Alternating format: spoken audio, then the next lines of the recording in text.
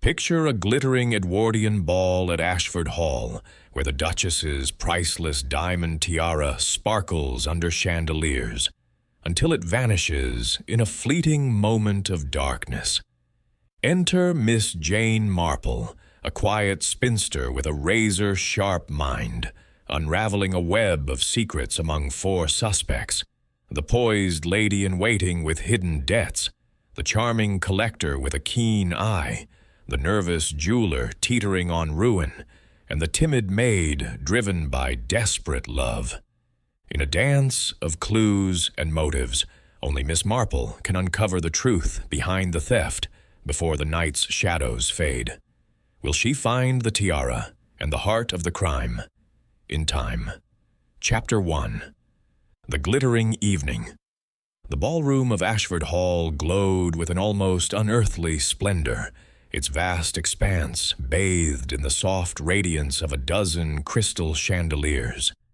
Each facet of the prisms caught the candlelight, scattering it in delicate rainbows across the polished marble floor, where lords and ladies moved in graceful arcs to the lilting strains of a string quartet. The air was thick with the scent of tuberose and beeswax, and the faint clink of champagne flutes punctuated the murmurs of conversation. The occasion was the annual royal ball, hosted by the Duchess of Claremont, a woman whose elegance was matched only by her pride in her family's heritage. Tonight, that heritage was displayed most prominently in the form of her diamond tiara, a magnificent creation of gold filigree and stones that sparkled like captured stars. It rested atop her auburn curls, drawing every eye with its mesmerizing fire. In a quiet corner, seated on a velvet-upholstered chair, Miss Jane Marple observed the scene with her customary unobtrusiveness. Her plain black gown and modest lace cap rendered her nearly invisible among the silks and satins, yet her sharp blue eyes missed nothing. She had been invited as a guest of her distant cousin, Lady Beatrice, whose connection to the Duchess had secured Miss Marple's place at this grand affair. Lady Beatrice, a kindly but somewhat flustered woman, had insisted that Jane attend, claiming the change of scene would do her good. Miss Marple, however, suspected her cousin hoped for her quiet wisdom in navigating the social intricacies of the evening. And so she sat, her knitting needles clicking softly, her mind cataloging the smallest details. The way Lord Ashford's laugh carried a shade too loudly, the fleeting frown on a young debutante's face, the quick glance exchanged between 2 footmen near the refreshment table. The Duchess, resplendent in emerald silk, held court near the center of the room, her tiara catching the light with every tilt of her head. Miss Marple noted the way the guests orbited her, drawn not only by her rank but by the tiara's allure. It was no mere ornament. It was a relic of the Claremont lineage, its largest diamond said to have been a gift from a French king 2 centuries prior. Its value was incalculable, its beauty undeniable. Yet Miss Marple, who had seen many such treasures in her time, was more intrigued by the people surrounding it. The lady-in-waiting, Lady Clara, hovered nearby, adjusting the Duchess's train with practiced ease. Mr. Vincent Lyle, a guest known for his collection of rare artifacts, lingered just a touch too long in conversation with the Duchess. And somewhere in the crowd, Miss Marple had glimpsed Mr. Percival Reed, the jeweler who had recently appraised the tiara, his spectacles glinting as he watched the proceedings. The evening progressed with the seamless rhythm of such events, the quartet transitioning to a waltz as the dancers swirled in perfect synchrony. Miss Marple's attention was drawn to a young maid, Ellen, who moved through the crowd with a tray of drinks, her steps careful but her eyes downcast. There was a fragility to her, a nervousness that stood out amid the confident gaiety. Miss Marple filed this observation away, her thoughts interrupted by a sudden dimming of the lights. It was part of a planned theatrical performance, a brief tableau vivant to entertain the guests. The chandeliers were lowered, and the room plunged into a twilight glow, the only illumination coming from a few candles on the side tables. The guests murmured in anticipation, their silhouettes merging into the shadows. The performance lasted scarcely a minute, a charming depiction of a pastoral scene. But as the lights rose, a sharp cry shattered the polite applause.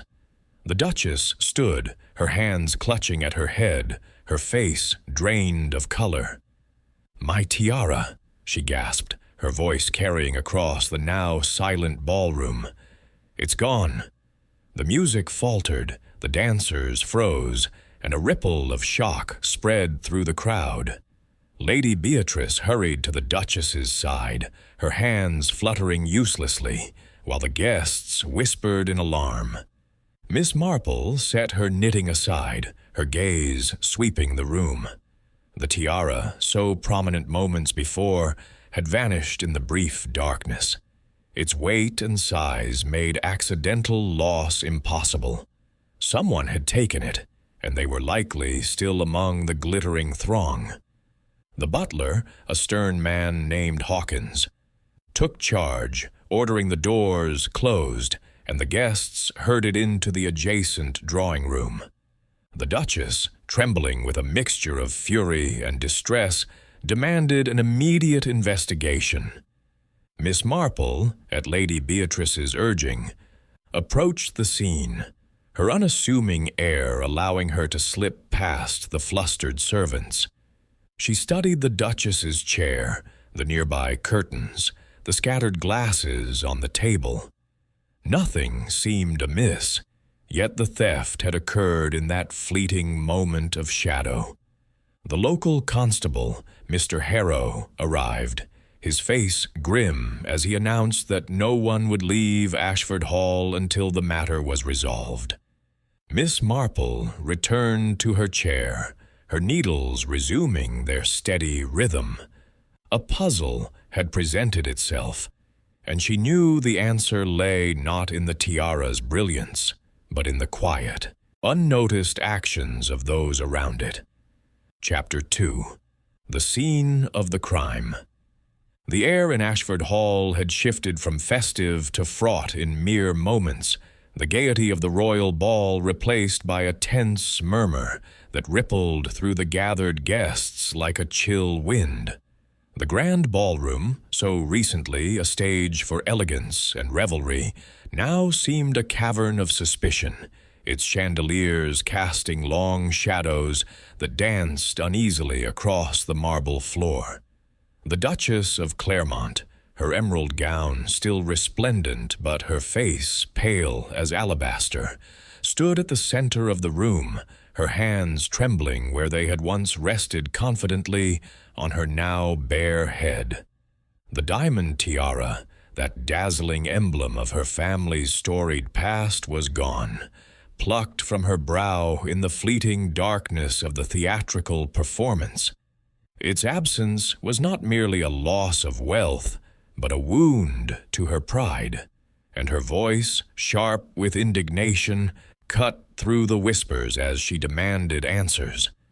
Miss Jane Marple, still seated in her unobtrusive corner, had set her knitting aside, her sharp blue eyes scanning the scene with the quiet intensity of one accustomed to unraveling life's subtler threads.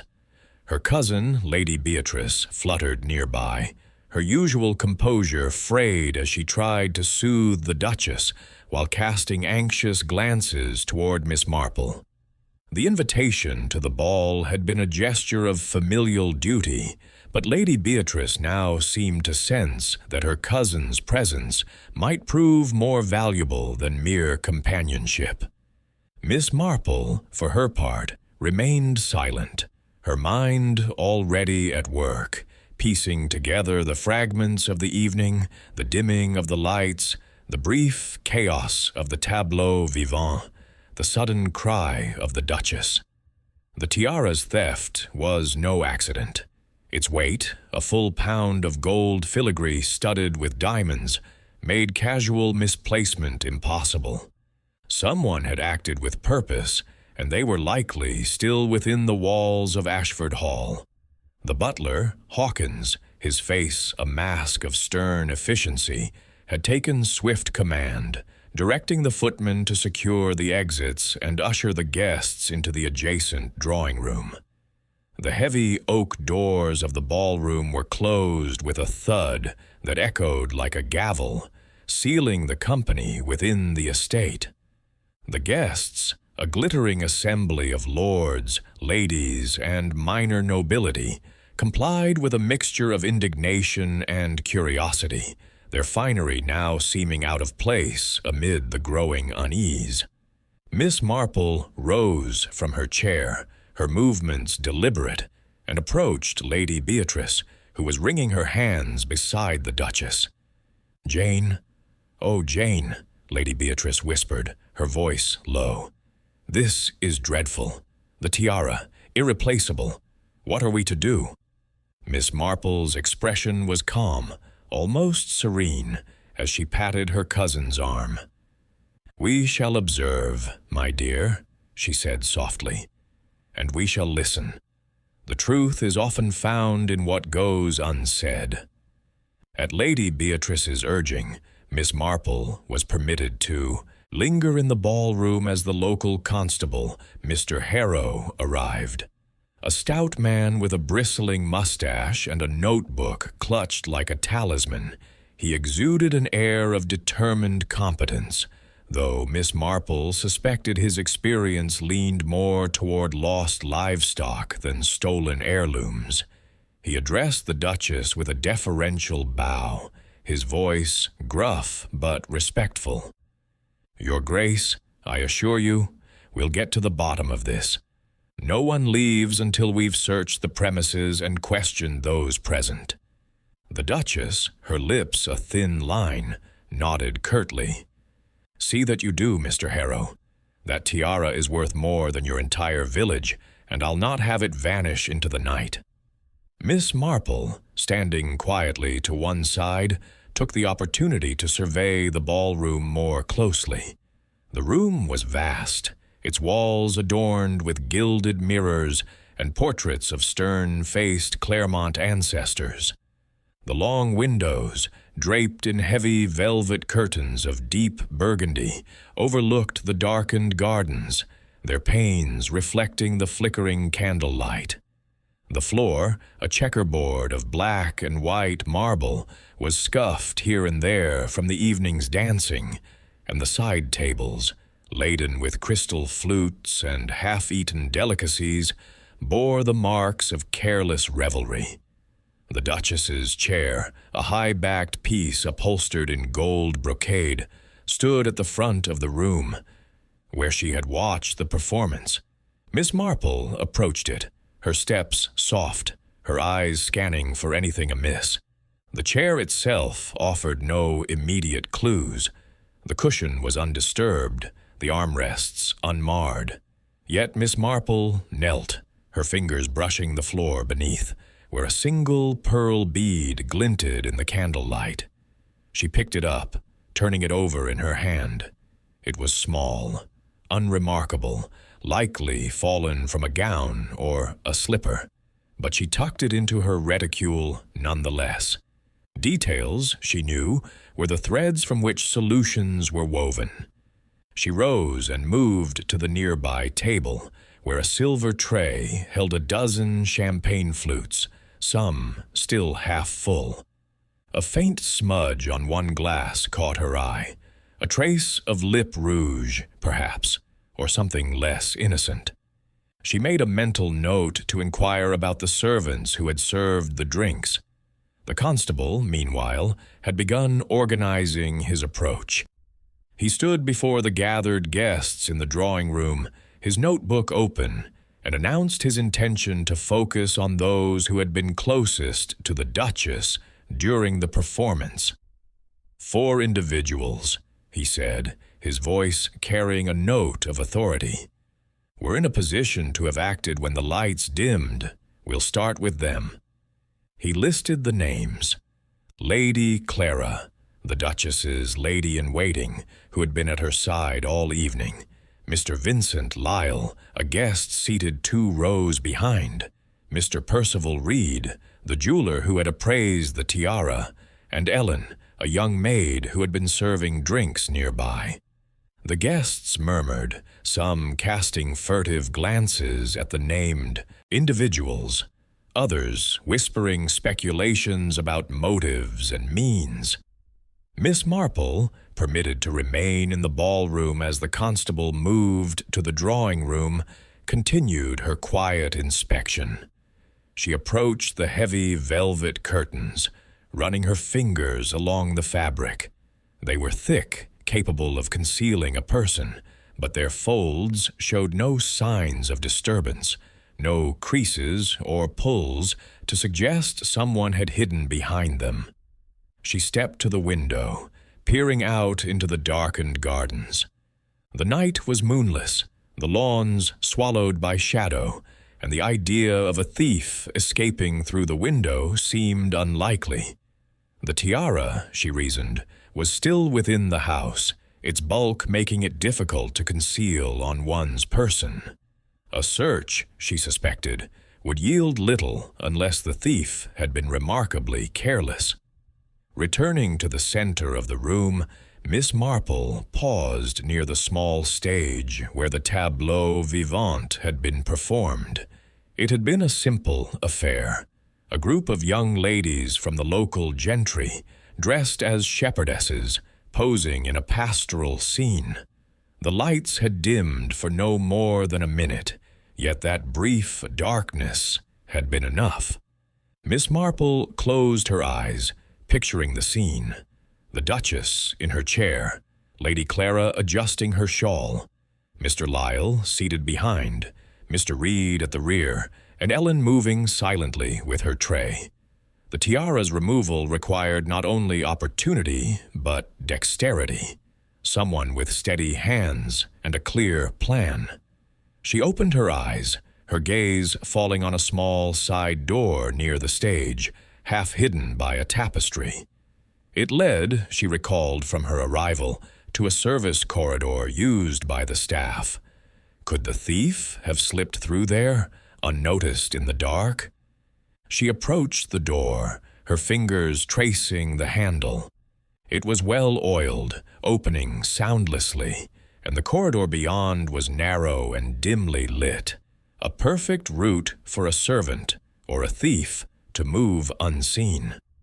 Miss Marple made a note to ask Hawkins about the staff's movements during the performance. Servants, she knew from her years in St. Mary Mead, were often the invisible threads in such mysteries, their presence overlooked by those they served. She recalled a case in her village where a parlor maid had pilfered a silver candlestick, her crime unnoticed because no one thought to watch the girl who polished the silver. Ellen, the young maid, had seemed nervous earlier, her eyes darting as she served drinks. Was it merely the strain of the grand occasion, or something more? Miss Marple returned to the drawing room, where the constable was addressing the guests. The atmosphere was thick with unease, the earlier glamour of the evening now tarnished.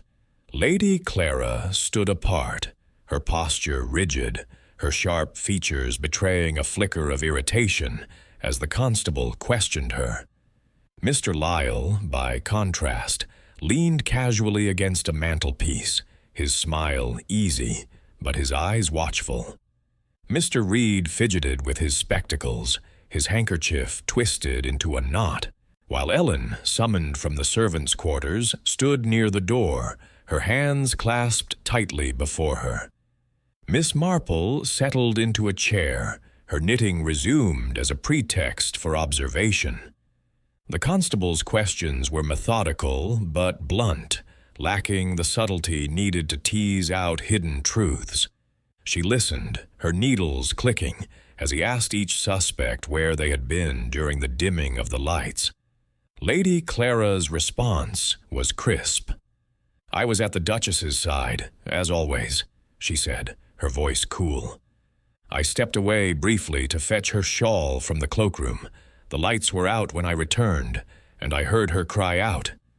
Miss Marple noted the precision of her words, as if rehearsed, and the faint flush on her cheeks. Clara's family, she recalled from village gossip, had once been wealthy, but now teetered on the edge of ruin. The tiara's value could erase such troubles, but would a lady-in-waiting risk her position for so bold a theft? Mr. Lyle spoke next, his tone smooth as polished oak. "I was seated 2 rows behind the Duchess, enjoying the performance. The darkness caught me by surprise, and I heard her gasp, but I was too far to see anything." His alibi was corroborated by a nearby guest, yet Miss Marple's thoughts lingered on his earlier conversation with the Duchess. He had spoken at length about the tiara's history, citing its origins with a precision that suggested more than casual interest. A collector, she mused, might see such a piece as the crown jewel of his acquisitions. Mr. Reed's voice trembled as he answered. "I was at the back, checking my notes from the appraisal," he said, his spectacles slipping down his nose. "I had no reason to go near the tiara." His nervousness was palpable, his eyes darting toward the door as if expecting rescue. Miss Marple recalled whispers of his struggling business. A jeweler in debt might see the tiara as salvation, but his agitation suggested fear rather than guilt. Ellen, the maid, spoke last, her voice barely above a whisper. "I was serving drinks, sir, moving between the tables. I didn't go near the Duchess." Her hands trembled, and Miss Marple noted the worn hem of her apron, a sign of poverty that tugged at her memory. In St. Mary Mead, she had known maids driven to small thefts by desperation, a spoon, a ribbon, a coin. Could Ellen's quiet demeanor hide a bolder act? The constable, satisfied for the moment, announced that a search of the premises would begin at once. Footmen were dispatched to check the ballroom, the corridors, and the gardens, though Miss Marple doubted the tiara would be found so easily. Its size and weight made it difficult to conceal, and a thief would need a plan to spirit it away. She rose, her knitting tucked into her reticule, and approached Lady Beatrice. "I should like to see the service corridor," she said quietly, "and perhaps speak with the butler about the staff's duties tonight." Lady Beatrice nodded, her relief evident, and Miss Marple slipped away, her mind already weaving the threads of suspicion into a pattern. The tiara, she knew, was but a glittering distraction. The true mystery lay in the hearts of those who had stood in its shadow. Chapter 3. The Lady in Waiting. The drawing-room of Ashford Hall, where the guests had been sequestered, was a study in contrasts to the ballroom's grandeur. Its walls, lined with dark oak paneling and hung with somber portraits of long-dead Claremonts, seemed to absorb the flickering light of the candelabras, casting the room in a moody glow. The guests, still clad in their evening finery, sat in uneasy clusters, their whispers a low hum punctuated by the occasional clink of a teacup or the rustle of silk. The Duchess, now seated on a plush divan, her emerald gown pooling around her like a verdant lake, maintained a regal composure, though her eyes burned with a fury that belied her outward calm. The loss of the diamond tiara was not merely a theft, but an affront to her lineage, and she watched the proceedings with the intensity of a hawk. Miss Jane Marple, having returned from her quiet inspection of the ballroom, resumed her seat near a window, her knitting needles moving with their familiar, unhurried rhythm. To the casual observer, she was merely an elderly spinster, her black lace gown and modest demeanor rendering her all but invisible. Yet her mind was a whirl of observation, cataloging the subtle shifts in posture, the fleeting glances, the nervous gestures of those around her. The constable, Mr. Harrow, stood at the center of the room, his notebook open, his mustache twitching as he prepared to question the first of the 4 individuals he deemed most likely to have had opportunity during the theft. His choice to begin with Lady Clara, the Duchess's lady-in-waiting, was predictable, Miss Marple thought, given her proximity to the victim. But predictability, she knew, often obscured the truth.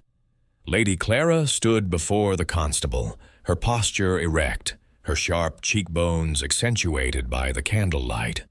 Her gown, a deep sapphire that complemented her auburn hair, was immaculate, and her expression carried the cool assurance of one accustomed to navigating the intricacies of high society.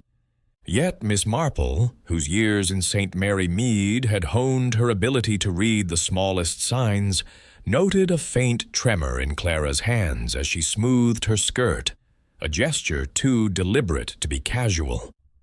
"Lady Clara," Mr. Harrow began, his tone formal but edged with suspicion. "You were at the Duchess's side throughout the evening. Can you account for your actions when the lights dimmed?"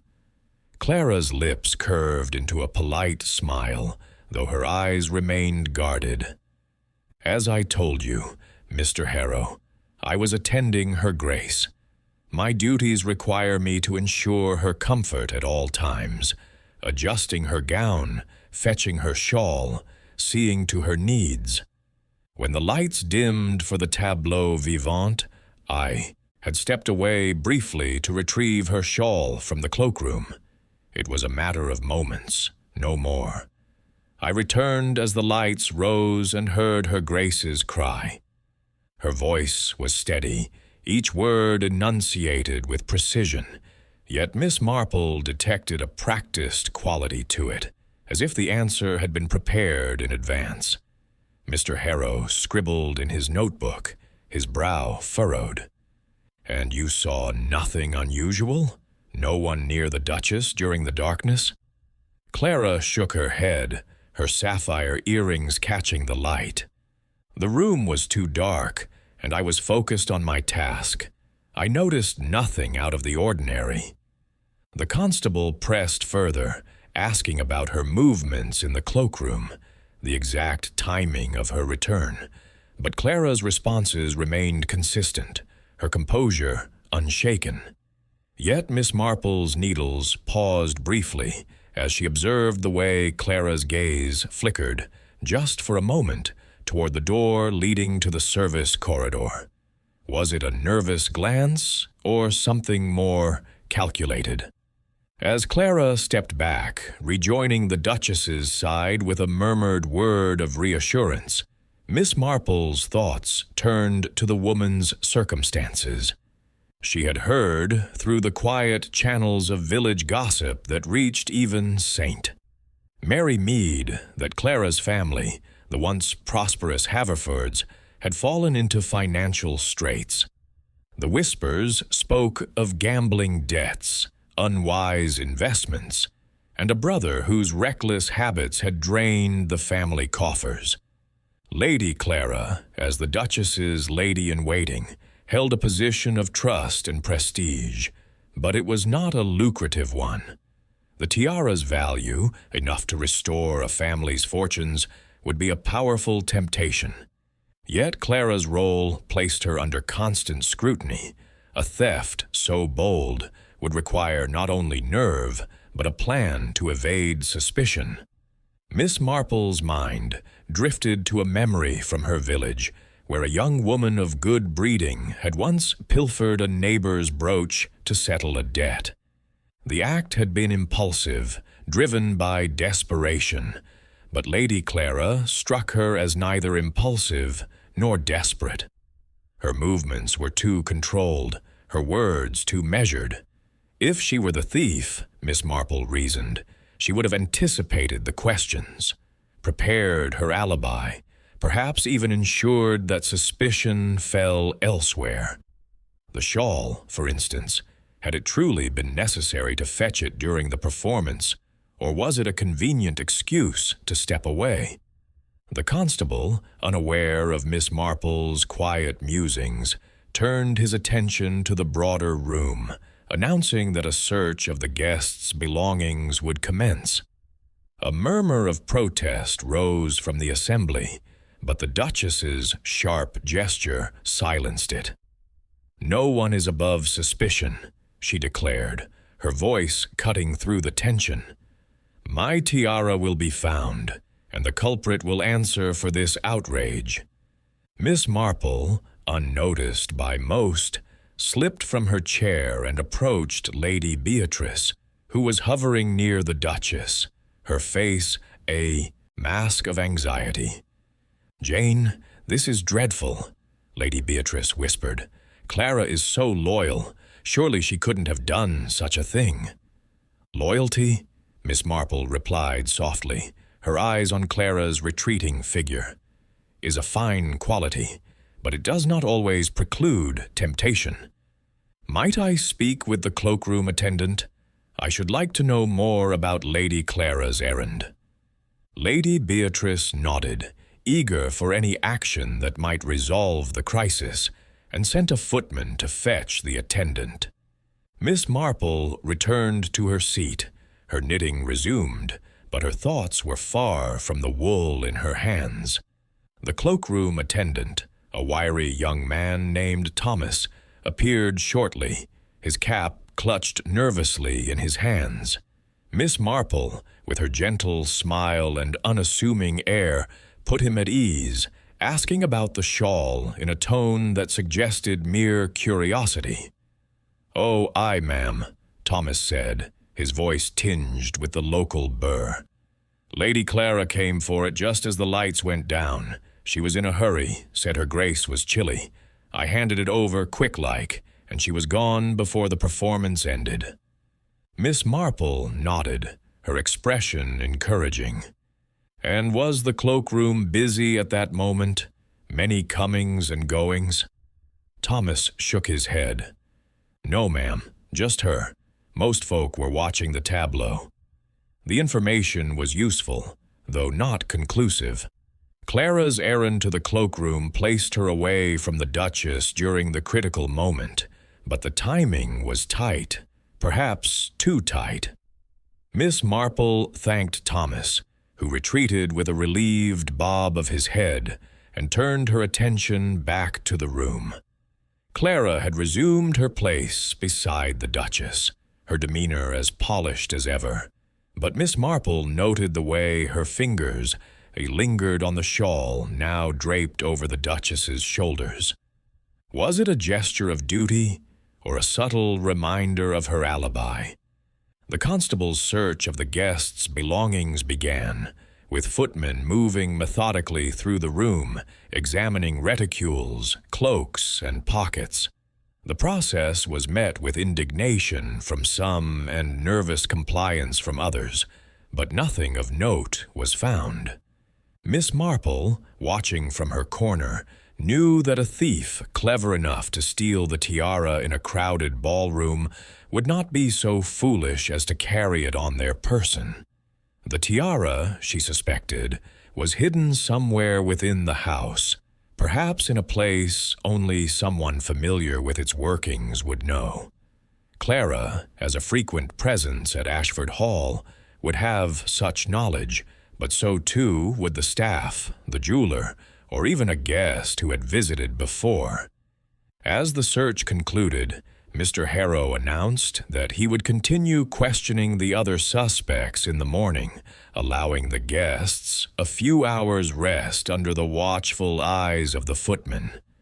The Duchess retired to her chambers, escorted by Clara, while the others dispersed to guest rooms or waited in the drawing-room. Miss Marple, however, lingered, her thoughts circling back to Clara's brief absence. The cloakroom was near the service corridor, she recalled, and a clever woman might have used those moments to slip the tiara to an accomplice or hide it somewhere safe. Yet Clara's demeanor suggested confidence, not guilt, a confidence that might stem from innocence or from a plan well executed. Miss Marple's needles clicked softly as she considered the other suspects. Mr. Lyle's charm, Mr. Reed's nerves, Ellen's timidity. Each offered a thread to follow, but Clara's position and opportunity made her a compelling figure. In St. Mary Mead, Miss Marple had once known a governess who, under a veneer of respectability, had orchestrated a series of petty thefts, her status shielding her from suspicion. Clara, with her access and polish, could play a similar role, but the truth, Miss Marple knew, lay in the details yet to be uncovered. She resolved to observe Clara more closely, to listen for the unsaid, and to trace the faint tremor in those well-manicured hands to its source. As the candles burned low and the guests dispersed, Miss Marple tucked her knitting into her reticule and rose, her mind alight with possibilities. The tiara's theft was a puzzle, but puzzles, she knew, had solutions, hidden not in the glitter of diamonds, but in the quiet, human moments that passed unnoticed by all but the keenest eye. Chapter 4. The Distinguished Guest. The drawing-room of Ashford Hall, though still grand with its oak-paneled walls and heavy damask curtains, had taken on a stifled air as the night wore on.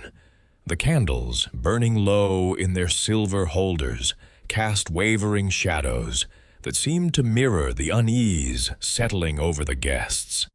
The initial shock of the tiara's theft had given way to a restless tension, with whispers of speculation threading through the room like a persistent draft. The Duchess, now retired to her chambers under Lady Clara's attentive care, had left the remaining guests under the watchful eye of the butler, Hawkins, and a small retinue of footmen. The constable, Mr. Harrow, his notebook now creased from constant use, prepared to question the next suspect. Mr. Vincent Lyle, a man whose polished exterior and reputation as a collector of rare artifacts made him a figure of both intrigue and suspicion. Miss Jane Marple, seated once more in her unobtrusive corner, her knitting needles moving with their steady, almost hypnotic rhythm, observed the scene with her characteristic clarity. The faint glow of the candles illuminated her sharp blue eyes, which missed little despite her unassuming presence. Her black lace gown blended into the shadows, rendering her nearly invisible to the chattering guests. Yet her mind was alive with the details of the evening. The tiara's dazzling gleam, the brief darkness of the tableau vivant, the subtle behaviors of those closest to the crime. Mr. Lyle, she noted, stood apart from the others, leaning against a marble fireplace with a casual elegance that bordered on theatrical. His tailored suit, a deep charcoal that set off his silver cufflinks, spoke of wealth, while his easy smile suggested a man accustomed to charming his way through any situation. Yet Miss Marple, whose years in St. Mary Mead had taught her to see beyond such facades, sensed a calculating edge beneath his charm. Mr. Harrow approached Lyle, his mustache bristling with purpose as he flipped open his notebook. "Mr. Lyle," he began, his tone firm but tinged with deference to the man's status. "You were seated 2 rows behind the Duchess during the performance. Can you tell me exactly what you saw and did when the lights dimmed?" Lyle straightened, his smile unwavering, and ran a hand through his dark hair, which was touched with just enough gray to lend him an air of distinction. "Certainly, Mr. Harrow," he replied, his voice smooth as polished glass. "I was seated with Lady Margaret and Lord Ashford, enjoying the tableau. The lights went out quite suddenly, and I confess I was caught off guard. I heard the Duchess gasp, but in the darkness I could see nothing clearly. When the lights returned, the commotion began, and I remained in my seat until we were all ushered here." The constable scribbled diligently, his brow furrowed. "And you didn't move from your seat during the darkness, not even to adjust your position or speak to someone nearby?" Lyle shook his head, his expression one of mild amusement, as if the question were faintly absurd. "No, I stayed put. The performance was brief, and I had no reason to stir. Lady Margaret can confirm my account. She was beside me the entire time." Lady Margaret, a stout woman in a gown of lavender silk, nodded vigorously from her chair, her fan fluttering as she corroborated Lyle's statement. "Indeed, Mr. Lyle was right beside me," she said. "We were both quite absorbed in the tableau." Miss Marple's needles paused for a moment as she considered Lyle's response. His alibi was tidy, supported by a credible witness, yet there was something in his manner that piqued her curiosity. She recalled an earlier moment in the evening, before the theft, when Lyle had engaged the Duchess in a lengthy conversation about the tiara. His knowledge had been striking. He had spoken of the tiara's origins, its craftsmanship, even the exact weight of its largest diamond, a detail that had impressed the Duchess and drawn admiring glances from nearby guests. Such expertise, Miss Marple mused, was unusual for a casual guest, even one known as a collector.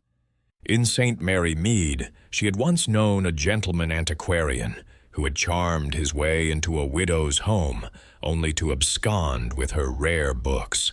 Charm, she knew, could be a thief's most effective tool. Mr. Harrow pressed Lyle further, asking about his interest in the tiara. "You're a collector, sir," the constable said, his tone sharpening. "Some might say a piece like the Claremont tiara would be a prize for a man of your tastes." Lyle's smile tightened, though his composure held.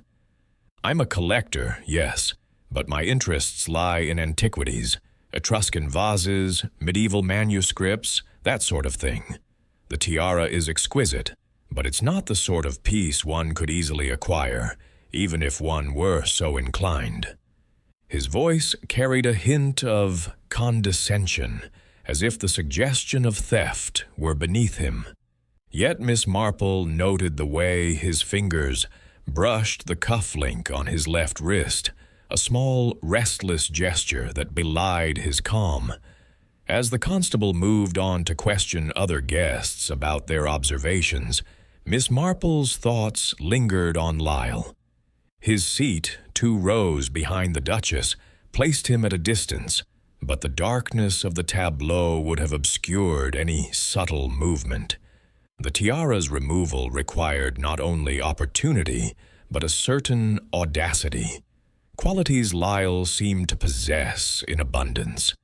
She recalled a detail from the ballroom, the small side table near Lyle's seat, where a glass of champagne had been overturned, its contents pooling on the floor. Had it been an accident, or a distraction created to cover a swift act? She made a mental note to ask the footman about the table's condition after the performance. With the constable's questioning paused for the moment, Miss Marple rose quietly and approached Lady Beatrice, who was hovering near a tea tray, her face etched with worry. "Jane, this is all so unsettling," Lady Beatrice murmured, pouring a cup with unsteady hands. "Mr. Lyle seems such a gentleman, but one never knows, does one?" Miss Marple smiled gently, accepting the offered tea. "People are often more than they seem, Beatrice," she said. "I should like to know more about Mr. Lyle's visits to Ashford Hall. Has he been a frequent guest?" Lady Beatrice frowned, thinking. "Not frequent, but he's been here before. Last summer, I believe, for a garden party. He and the Duchess got on famously, talking about her collection of jewels. He's quite knowledgeable, you know." The information was intriguing. Lyle's familiarity with the Duchess's collection suggested he knew the tiara's value and significance, perhaps even its vulnerabilities. Miss Marple sipped her tea, her mind turning to a story from St. Mary Mead, where a visiting scholar had taken an unseemly interest in the church's silver chalice, only to be caught attempting to smuggle it out in his valise. Collectors, she knew, could be driven by a passion that bordered on obsession, and Lyle's interest in the tiara had been anything but casual. She resolved to learn more about his movements during the ball, perhaps through the servants, who often saw what their betters overlooked. As the guests began to disperse to their rooms under the footman's watchful gaze, Miss Marple lingered, her knitting tucked away. She approached Hawkins, the butler, who stood near the drawing-room door, his stern face softened slightly by fatigue. "Mr. Hawkins," she said, her voice gentle but firm, "might I ask about the seating arrangements during the tableau? Who was responsible for directing the guests to their places?" Hawkins, surprised by the question from this unassuming guest, answered readily. "That was my duty, ma'am. I ensured Mr. Lyle was seated with Lady Margaret and Lord Ashford, as her grace requested. He was quite particular about having a good view of the performance." Miss Marple nodded, her expression thoughtful. "And did you notice anything unusual about his behavior during the evening? Before the theft, perhaps?" Hawkins hesitated, his brow creasing. "Nothing untoward, ma'am, though he did ask about the tiara when he arrived. Wanted to know if it would be worn tonight. I thought it merely polite interest." Miss Marple thanked him, filing the detail away. Lyle's inquiry suggested premeditation, a curiosity that went beyond idle conversation. Had he been planning his moment, or was he simply a man captivated by beauty? Returning to her seat, Miss Marple's thoughts turned to the mechanics of the theft. The tiara's weight and size made it a cumbersome object to steal in a crowded room, yet the darkness had provided a perfect veil. Lyle's seat, though not directly beside the Duchess, was close enough for a swift movement, especially if he had leaned forward or used the overturned glass as a distraction. Yet his alibi, supported by Lady Margaret, was a hurdle. Miss Marple recalled a case in her village where a charming visitor had orchestrated a theft by enlisting an unwitting accomplice to provide an alibi. Could Lyle have manipulated the situation, perhaps ensuring Lady Margaret's attention was elsewhere during the critical moment? As the candles flickered and the room emptied, Miss Marple remained, her mind weaving the threads of suspicion. Lyle's charm, his knowledge, his proximity, all pointed to opportunity, but motive remained elusive. Was the tiara a prize for his collection, or a means to some other end? She resolved to watch him closely, to listen for the slip that might betray his intent. In St. Mary Mead, she had learned that the smoothest surfaces often hid the deepest flaws, and Mr. Vincent Lyle, with his polished smile and restless fingers, was a surface she intended to examine. Chapter 5. The Jeweler's Tale. The night had deepened over Ashford Hall, and the grand drawing-room, once alive with the sparkle of the royal ball, now felt like a stage where the players moved with guarded steps.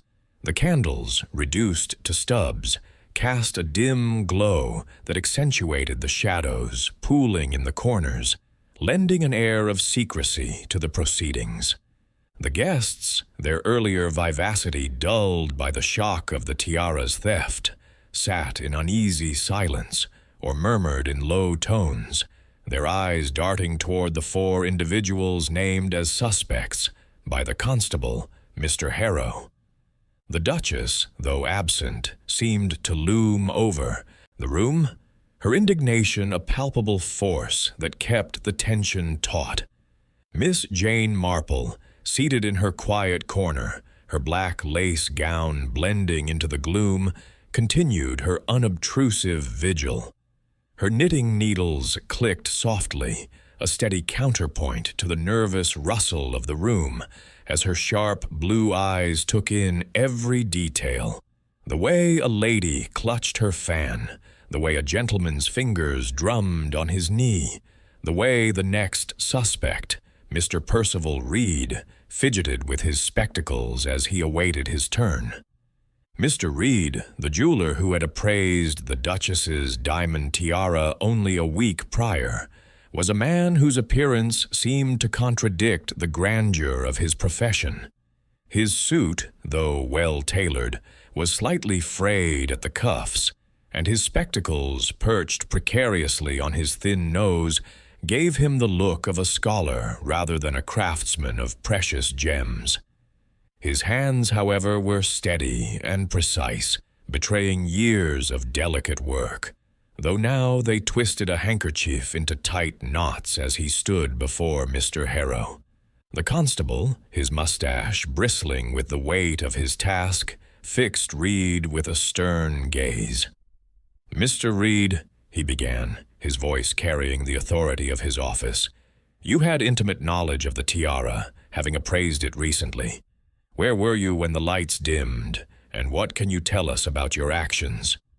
Reed's eyes darted toward the floor, then back to the constable, his Adam's apple bobbing as he swallowed. "I was at the back of the ballroom, sir," he said, his voice high and tremulous.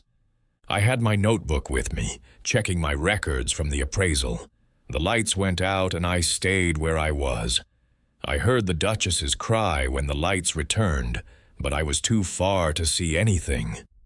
His words tumbled out in a rush as if haste might deflect suspicion. Miss Marple, watching closely, noted the way. His fingers tightened on the handkerchief, the cloth nearly tearing under the strain.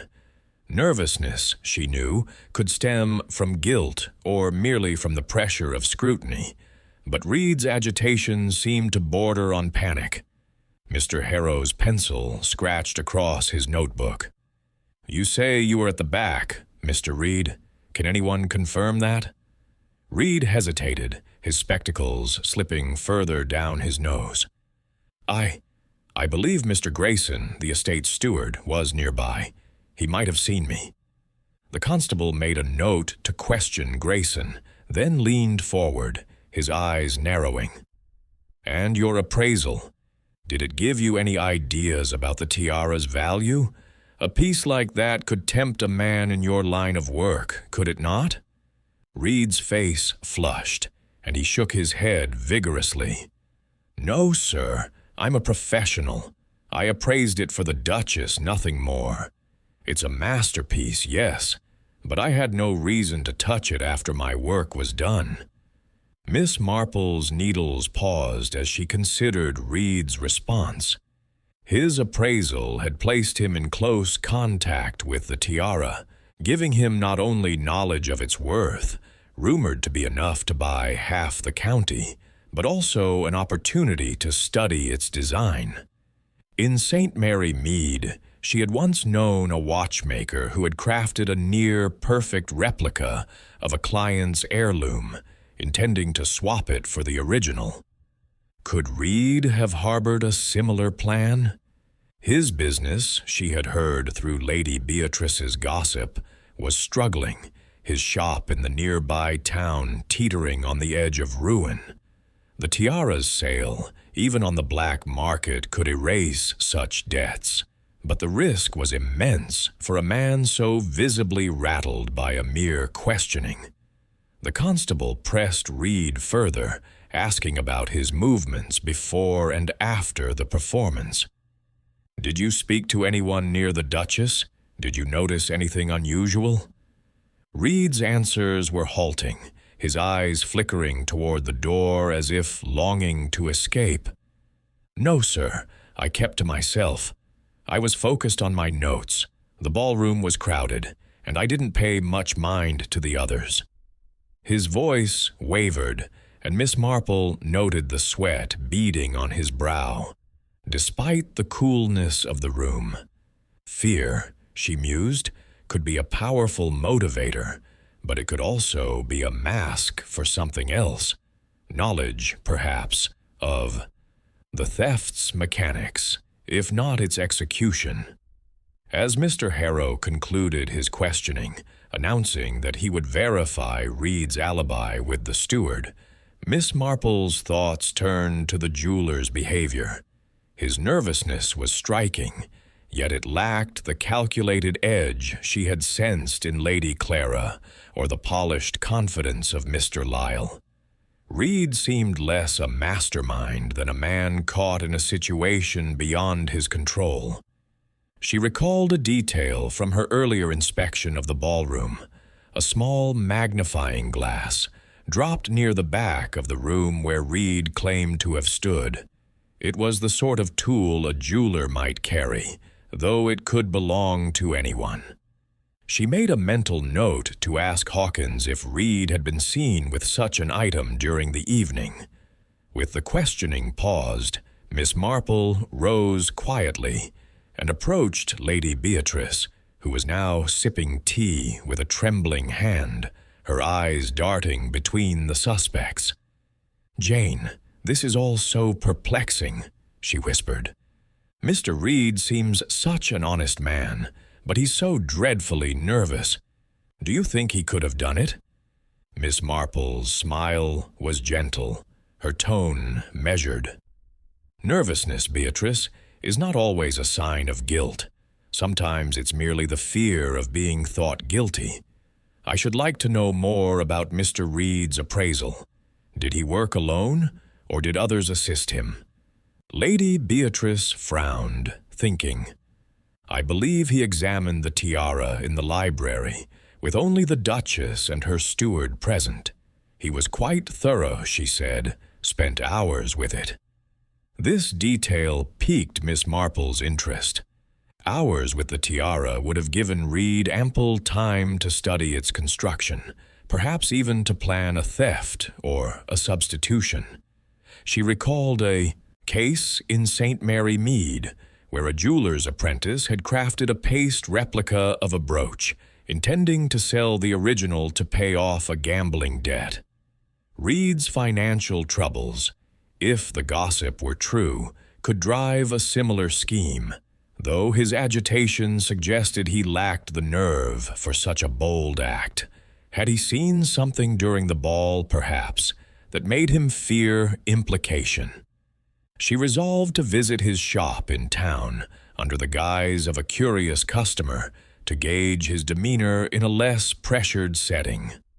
As the guests were dismissed to their rooms, under strict instructions not to leave the estate, Miss Marple lingered, her knitting tucked into her reticule.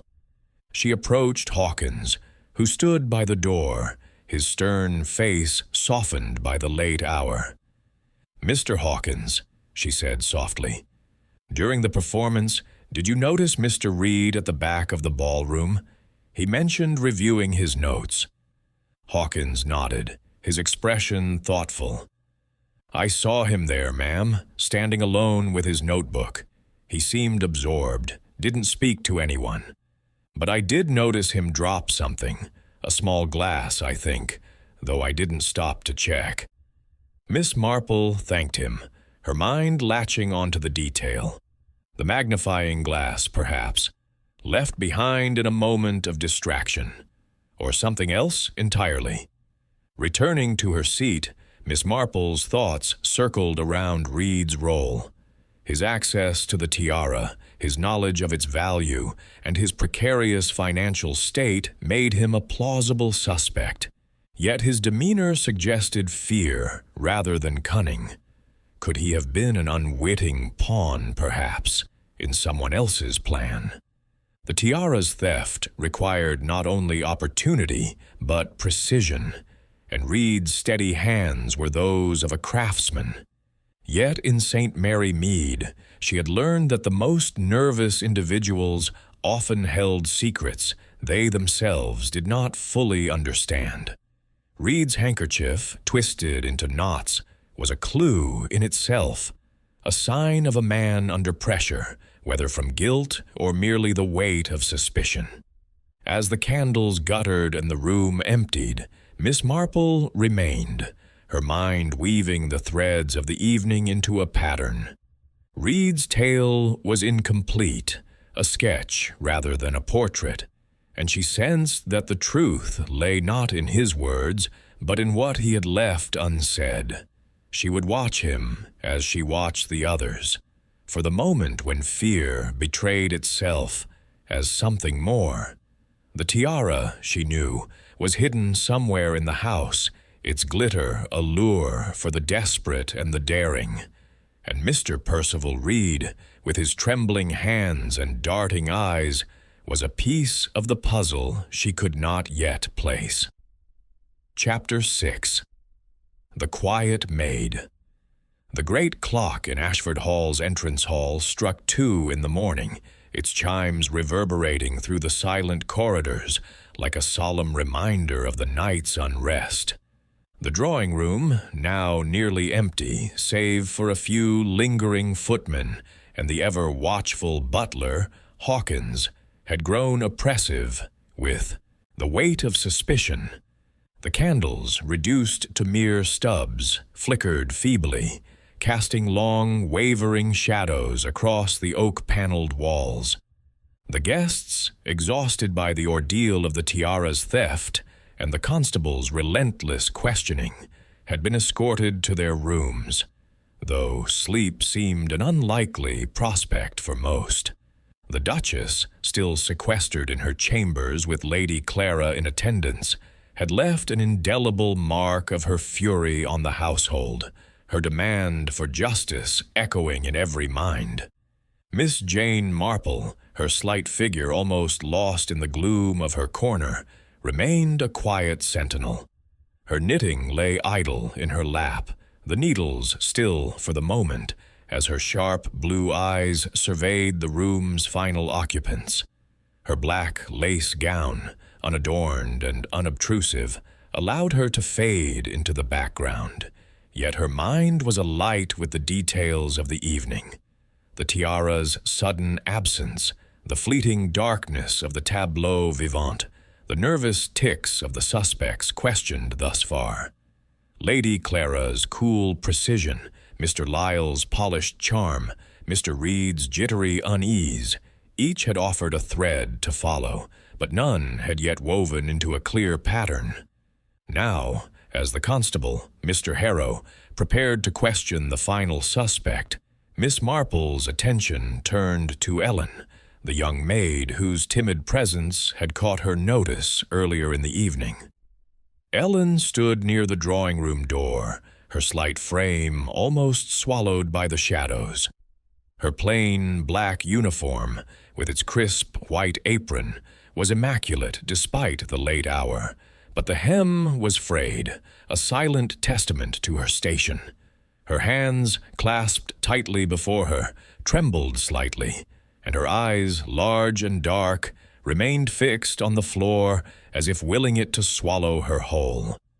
She was no more than 19, Miss Marple judged, with the delicate features of youth overshadowed by a palpable nervousness. The constable, his notebook worn from use, approached her with a gentler tone than he had used with the others, perhaps sensing her vulnerability. "Ellen," he said, his voice firm but not unkind, "you were serving drinks during the ball, moving among the guests. Where were you when the lights dimmed, and what did you see?" Ellen's head lifted slightly, her voice barely above a whisper. "I was near the side tables, sir, with my tray. I'd just served champagne to Lord Ashford and his party. When the lights went out, I stayed where I was, holding the tray so as not to spill anything. I didn't go near the Duchess, sir, I swear it." Her words were soft, almost pleading, and Miss Marple noted the way her fingers tightened around each other, the knuckles whitening. There was a fragility to Ellen that reminded her of a young girl in St. Mary Mead, a housemaid who had once taken a silver spoon to buy medicine for her ailing mother. Desperation, Miss Marple knew, could drive even the meekest to unexpected acts. Mr. Harrow scribbled in his notebook, his brow creasing. "And you saw nothing unusual? No one moving in the dark? No sounds out of the ordinary?" Ellen shook her head, her eyes still downcast. "It was too dark, sir. I heard the music stop, and then the Duchess's cry when the lights came back. I didn't see anything else." Her voice wavered, and Miss Marple detected a note of fear beneath her words. Not the fear of discovery, perhaps, but of being caught in a situation too large for her. The constable pressed further, asking about her path through the ballroom, the guests she had served, but Ellen's answers remained consistent, if sparse. She had been near the Duchess's chair at one point, she admitted, but only to offer drinks to nearby guests. Miss Marple's thoughts lingered on Ellen's demeanor. The maid's timidity was genuine, yet there was a quiet intensity in her eyes, a flicker of something unspoken. She recalled the girl's movements during the ball, how she had glided through the crowd with her tray, her steps careful, but her gaze darting as if expecting rebuke. Servants, Miss Marple knew, were often invisible to those they served, their presence overlooked in the bustle of grand events. Yet that invisibility could be a cloak for opportunity. Ellen's tray, laden with glasses, could have concealed a swift act. The tiara, plucked from the Duchess's head, might have been hidden beneath a napkin or slipped into a pocket in the darkness. But such an act required nerve, and Ellen seemed to lack the boldness for it. As the constable concluded his questioning, announcing that he would verify Ellen's account with the other servants, Miss Marple rose quietly and approached Lady Beatrice, who stood near the tea-tray, her face pale with fatigue. "Jane, this is all so dreadful," Lady Beatrice murmured, her voice low. "That poor girl, Ellen, she looks terrified. Surely she couldn't have taken the tiara." Miss Marple's smile was gentle, her tone thoughtful. "Fear, Beatrice, can mean many things. Sometimes it's the weight of a secret, sometimes just the burden of being noticed. I should like to know more about Ellen's circumstances. Does she have family here at Ashford Hall?" Lady Beatrice nodded, her eyes widening. "Her father, Tom, is the head gardener. He's been ill these past months. Consumption, they say. Ellen's been devoted to him, but the family's in debt, I hear, with medical bills piling up." The information struck a chord with Miss Marple. In St. Mary Mead, she had seen how poverty could push even the most honest to desperate measures. A maid like Ellen, burdened with her father's illness, might see the tiara as a means to escape hardship, a ticket to a new life. perhaps far from the constraints of service. Yet the tiara's size and distinctiveness made it a difficult item to sell without attracting attention. Miss Marple's thoughts turned to the service corridor she had noted earlier, accessible through the side door, near the ballroom stage. A maid, familiar with the house's hidden passages, could have slipped away in the darkness, hiding the tiara in a place only she would know. She resolved to ask Hawkins about Ellen's duties and access to such areas. As the last of the guests were ushered to their rooms, Miss Marple lingered, approaching the butler with her usual unassuming air. "Mr. Hawkins," she said softly, "Ellen seems a diligent girl. Was she assigned to the ballroom all evening, or did she have other duties?" Hawkins, his stern face softening slightly, considered the question. "She was serving drinks, ma'am, but she's one of the newer maids, so she helps where needed. She'd have been in and out of the service corridors, fetching trays and such. I saw her near the side door once or twice, but that's not unusual." Miss Marple nodded, thanking him, her mind latching onto the detail. The side door leading to the service corridor was a potential route for a thief to hide the tiara, or to pass it to an accomplice.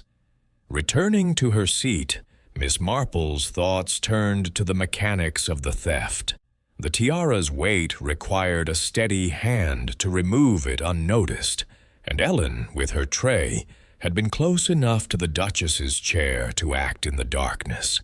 Yet her trembling hands and downcast eyes suggested a girl overwhelmed by the grandeur of the occasion, not one plotting a daring theft.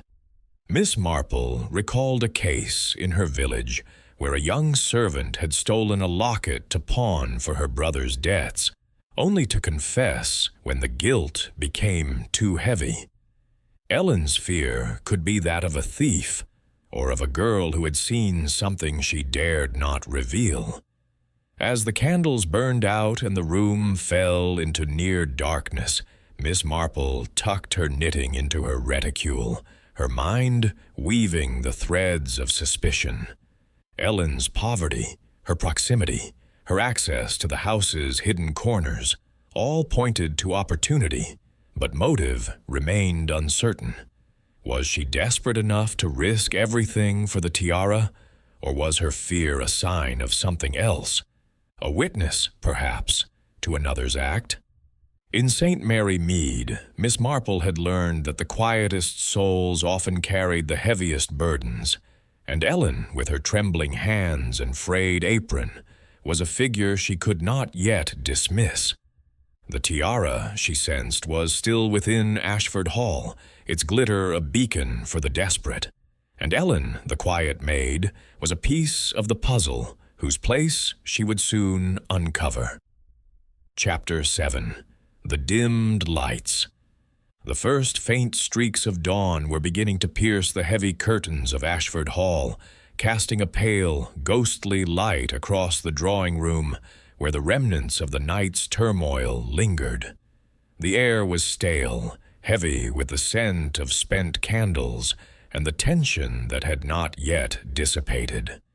The guests, confined to their rooms under the vigilant watch of the footman, had left the room eerily quiet, save for the occasional creak of the old house settling. The constable, Mr. Harrow, had retired to a small study to review his notes, his face etched with the weariness of a man grappling with a puzzle beyond his usual scope. The Duchess, still secluded in her chambers, had sent word through Lady Clara that she expected results by morning, her impatience a spur to action. Miss Jane Marple, her slight figure almost a shadow in the dim light, sat in her familiar corner, her knitting needles now still, her hands folded in her lap. Her black lace gown, unassuming as ever, allowed her to blend into the background, yet her sharp blue eyes were alert, tracing the faint outlines of the room's furnishings as if they might whisper their secrets. The events of the night, the tiara's theft, the questioning of Lady Clara, Mr. Lyle, Mr. Reed, and Ellen, had provided a tapestry of clues, each thread distinct yet not fully woven into a coherent pattern. The darkness of the tableau vivant, that brief minute when the chandeliers were dimmed, remained the crux of the mystery.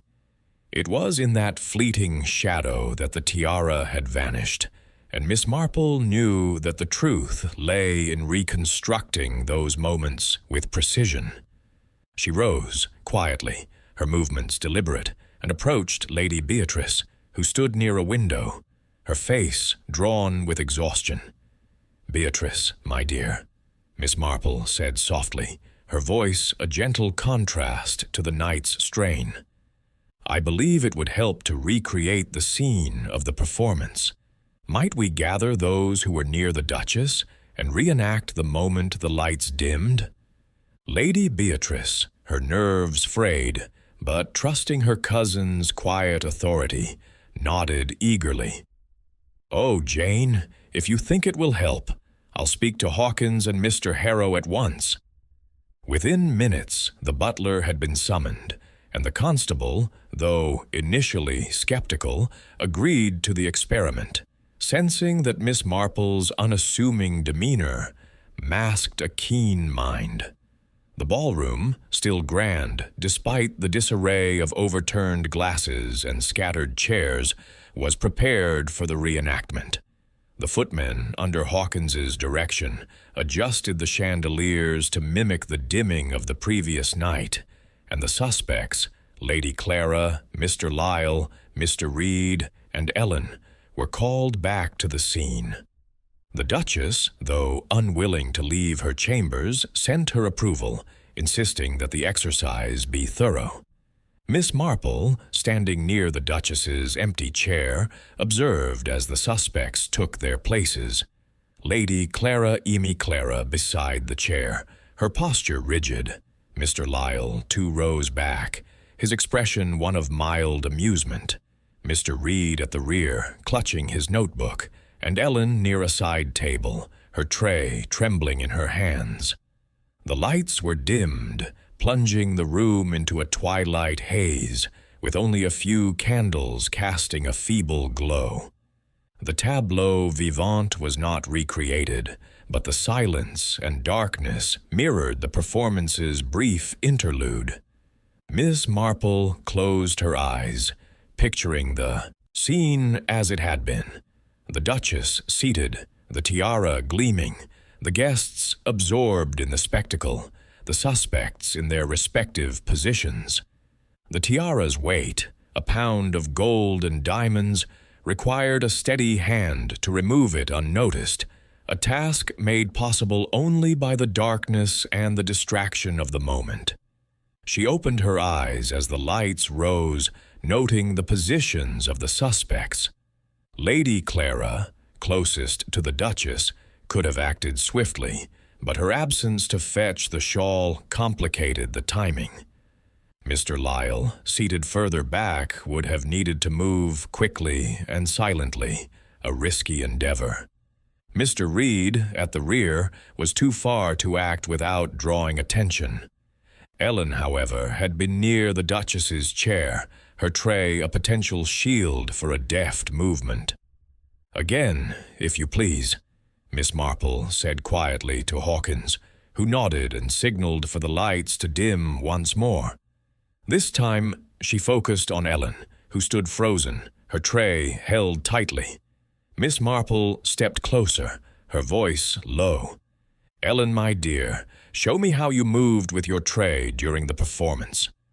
Ellen, her face pale, complied, walking slowly past the Duchess's chair, her steps careful but hesitant. The tray, Miss Marple noted, was large enough to conceal a quick grab, and the darkness would have masked the act from all but the closest observers. Yet Ellen's trembling hands suggested fear, not cunning. A girl caught in a moment, perhaps, rather than a calculated thief. The lights rose, and the suspects returned to the drawing room, their expressions a mix of irritation and unease. Miss Marple lingered, her gaze sweeping the ballroom. The side door to the service corridor, partially hidden by a tapestry, caught her attention once more. She approached it, her fingers brushing the handle, which opened soundlessly. The corridor beyond was narrow, lined with shelves and crates, a perfect hiding place for a stolen item. She recalled Hawkins's comment about Ellen's frequent use of the corridor, and her mind turned to the maid's circumstances, her father's illness, the family's debts. Desperation could drive even the timid to bold acts, but Ellen's demeanor lacked the resolve of a mastermind. Miss Marple returned to the drawing room, where Mr. Harrow was conferring with Hawkins. She approached Lady Beatrice, who was wringing her hands near a tea tray. "Jane, did it help?" Lady Beatrice asked, her voice hopeful. Miss Marple's smile was gentle. "It clarified certain things, my dear. The darkness was brief, but sufficient for a practiced hand. I should like to know more about the tiara's fastening. Was it secure or easily removed?" Lady Beatrice frowned, thinking. The Duchess said it was pinned tightly to her hair, but the pins could be loosened with care. It would take a steady hand, though, and a moment's distraction. The information was crucial. A steady hand, a moment's distraction. These pointed to someone with both opportunity and nerve. Lady Clara's proximity and composure made her a candidate, but her absence during the critical moment raised questions. Mr. Lyle's charm and knowledge suggested audacity, but his distance from the Duchess posed a challenge. Mr. Reed's nervousness and expertise hinted at a possible plan, perhaps thwarted, while Ellen's proximity and poverty suggested a desperate act. Miss Marple's thoughts lingered on the maid, whose tray could have concealed the tiara's removal, slipped beneath a napkin or into a pocket in the dark. As the suspects were dismissed, Miss Marple sat, her knitting resumed, her mind piecing together the reenactment's insights. The tiara, she felt, was still within the house, its bulk too great to smuggle out unnoticed. The service corridor, accessible to Ellen and possibly others, was a likely hiding place. In St. Mary Mead, she had seen how the simplest souls could act under pressure, their motives rooted in survival rather than greed. Ellen's trembling hands, the frayed hem of her apron, her father's illness, all painted a picture of need, but the act itself required a boldness. Miss Marple was not yet certain the maid possessed. The dawn light grew stronger, illuminating the ballroom's disarray.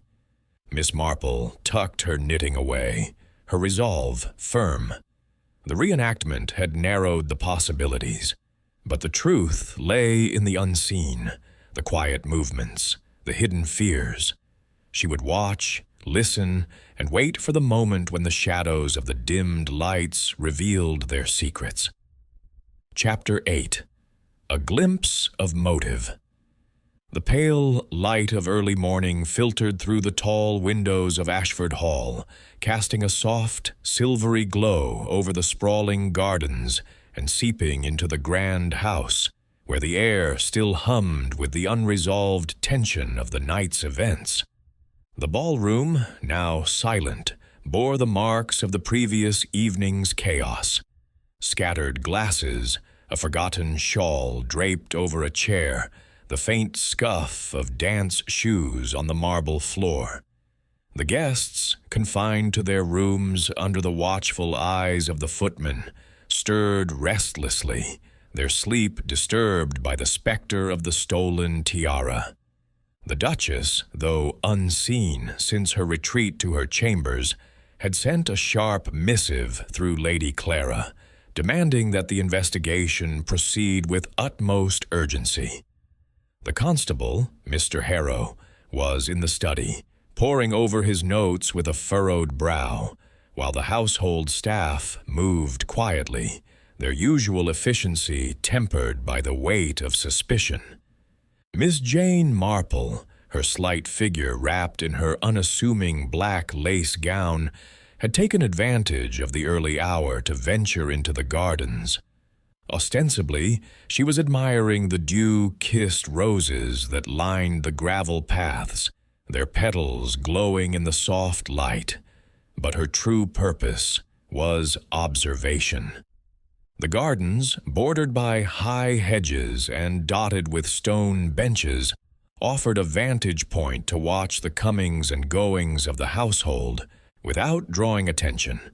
Her knitting, tucked into her reticule, was a prop she had set aside for the moment, her sharp blue eyes scanning the estate for any hint of the tiara's fate.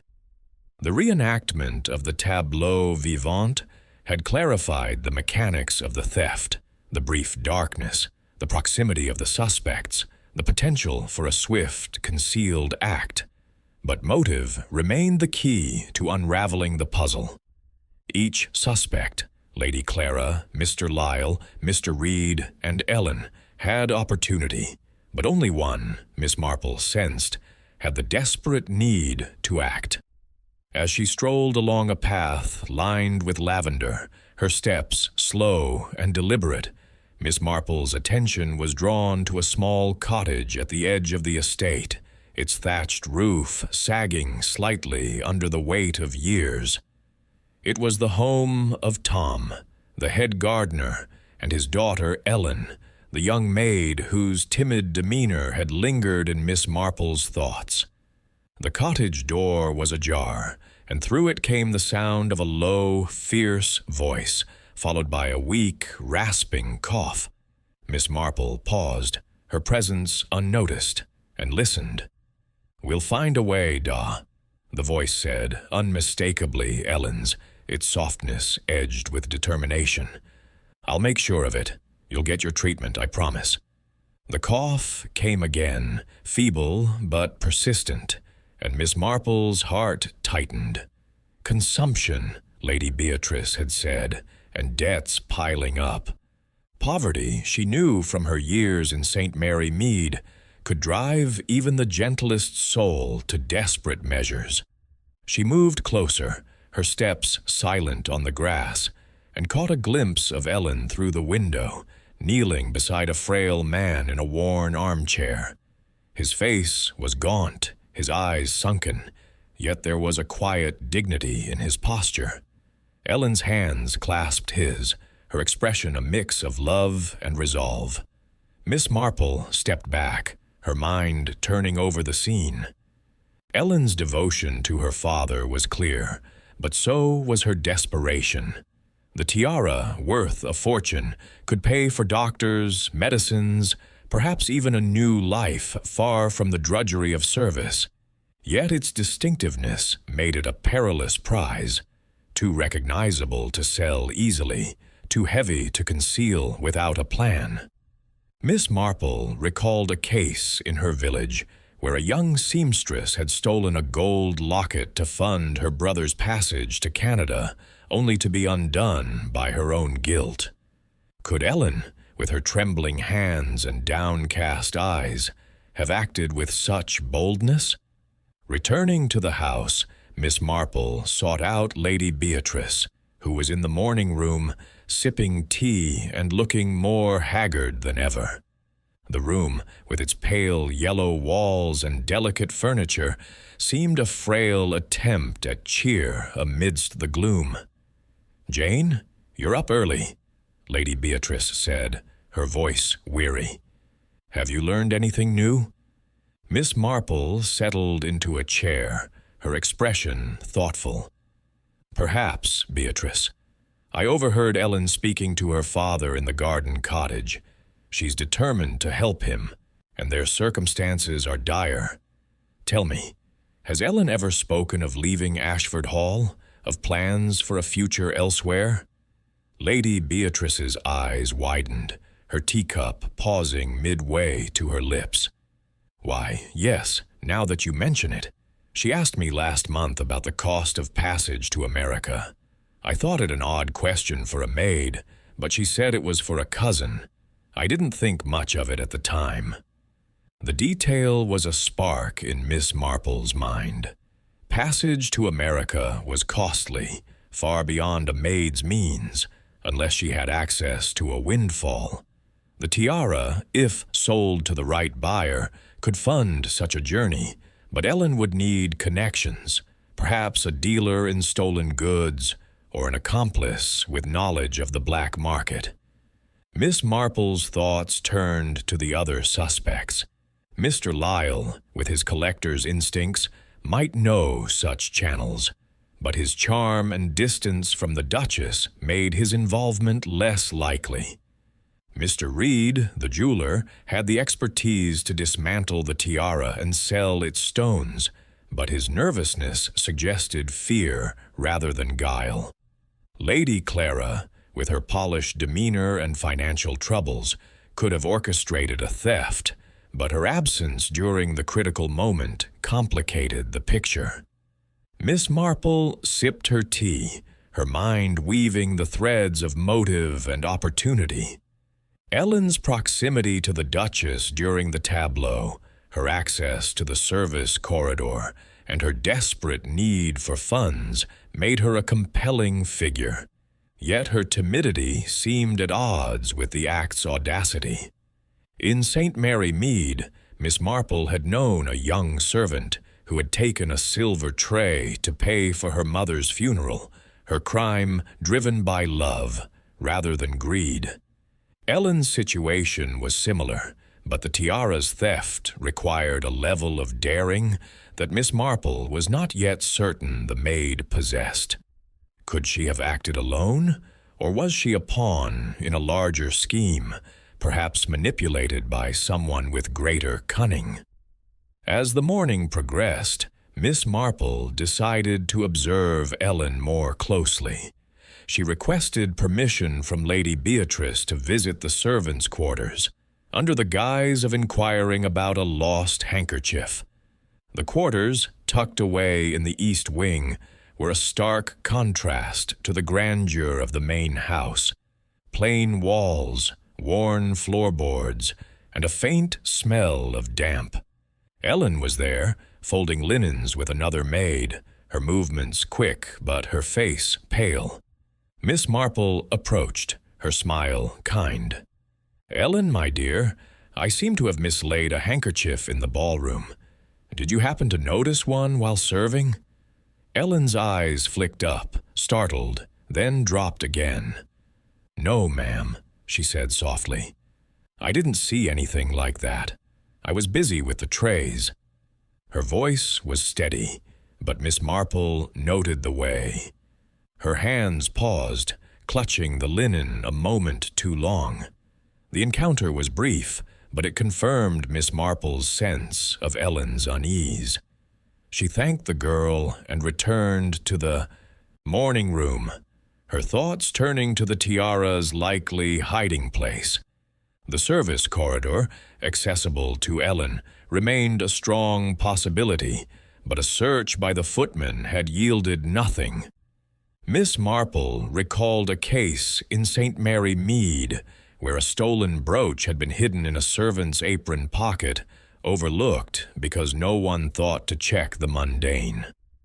Could Ellen have tucked the tiara into a linen closet or a pantry, places too ordinary for suspicion? She resolved to suggest a more thorough search of the staff's workspaces, framed as a routine precaution. As the household stirred, the constable summoned the suspects for further questioning, but Miss Marple's focus remained on Ellen. The maid's motive, her father's illness, the dream of escape, was clear, but the act itself required a moment of courage she seemed to lack. In St. Mary Mead, Miss Marple had learned that the quietest hearts often hid the deepest resolve, and Ellen, with her fierce promise to her father, was a figure of such hidden depths. The tiara, Miss Marple felt, was still within the house, its glitter a lure for the desperate. And Ellen's glimpse of motive, overheard in the garden cottage, was a thread that might yet lead to the truth. Chapter 9. The Jeweler's Secret. The morning sun had climbed higher, bathing Ashford Hall in a golden light that did little to dispel the chill of suspicion lingering within its walls. The gardens sparkled with dew, and the grand house, with its ivy-clad facade and towering chimneys, stood as a silent witness to the previous night's drama. Inside, the household was stirring, though the air remained heavy with the unresolved mystery of the stolen tiara. The guests, confined to the estate under the constable's orders, moved with a restless unease, their conversations hushed and their glances wary. The Duchess, still secluded in her chambers, had sent another sharp directive through Lady Clara, demanding progress, while Mr. Harrow, the constable, prepared to resume his inquiries with a dogged determination that masked his growing frustration. Miss Jane Marple, her slight figure as unassuming as ever in her black lace gown, had slipped away from the bustle of the morning room to pursue a line of inquiry that had taken root in her mind. The reenactment of the tableau vivant had sharpened her focus on the mechanics of the theft, but the motives of the suspects, Lady Clara's debts, Mr. Lyle's collector's passion, Mr. Reed's financial straits, and Ellen's desperation, remained a tangle of possibilities.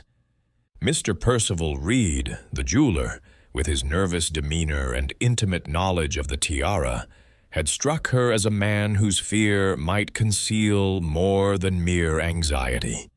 His appraisal of the tiara had given him access to its secrets, and Miss Marple, ever attuned to the subtleties of human nature, sensed that his shop in the nearby town might hold clues to his state of mind. With Lady Beatrice's permission, Miss Marple arranged to visit the town under the pretext of a minor errand, a lost button, she claimed, that required a jeweler's attention. The carriage ride to the village of Claremont was brief, the road winding through fields dotted with sheep and hedgerows bursting with late summer blooms. The town itself was quaint, its cobbled streets lined with shops and cottages, and Reed's jewelry shop stood at the far end, its sign faded, but its window gleaming with a modest display of rings and pendants. Miss Marple stepped inside, her reticule clutched lightly, her expression one of mild curiosity as she posed as a customer seeking advice on a repair. The shop was small, its air thick with the scent of polish and metal. Behind the counter, Mr. Reed stood sorting a tray of loose stones, his spectacles slipping down his nose as he worked. His face, pale and drawn, brightened momentarily at the sight of a customer, but a flicker of recognition and unease passed over his features when he saw Miss Marple. "Good morning, ma'am," he said, his voice high and strained. "How may I assist you?" Miss Marple smiled, her tone gentle. "I've a button that's come loose from a favorite brooch, Mr. Reed. I thought a jeweler's skill might set it right, but I confess, I'm also curious about your work. You appraised the Duchess's tiara, did you not? Such a splendid piece." Reed's hands faltered, a small emerald slipping from his fingers to clatter on the counter. "Yes, ma'am," he said, retrieving the stone with a nervous laugh. "A remarkable piece, the Claremont tiara. I was honored to examine it." His eyes darted toward the back of the shop, where a curtain concealed a workspace cluttered with tools, ledgers, and half-finished pieces. Miss Marple, her gaze soft but piercing, noted the disorder. a contrast to the precision she expected from a jeweler. "It must have been quite an undertaking," she said, her voice encouraging. "Did you work alone, or do you have assistance for such tasks?" Reed's fingers tightened around the tray, his knuckles whitening. "Alone, ma'am. The Duchess insisted on privacy. I spent several hours with the tiara in her library, cataloging its stones and structure. It's a masterpiece, truly." His words were earnest, but his tone carried a tremor that Miss Marple recognized from her years in St. Mary Mead, a sign of a man guarding a secret, whether his own or another's. She leaned forward slightly, her smile unwavering. "And have you ever crafted a replica of such a piece? I imagine it would be a challenge, but a fine way to preserve its beauty." The question seemed to catch Reed off guard. His spectacles slipped further, and he pushed them up with a jerky motion. "A replica? No, ma'am, not of the tiara. Though I've made copies for other clients, lesser pieces, you understand. It's delicate work, requires exact materials."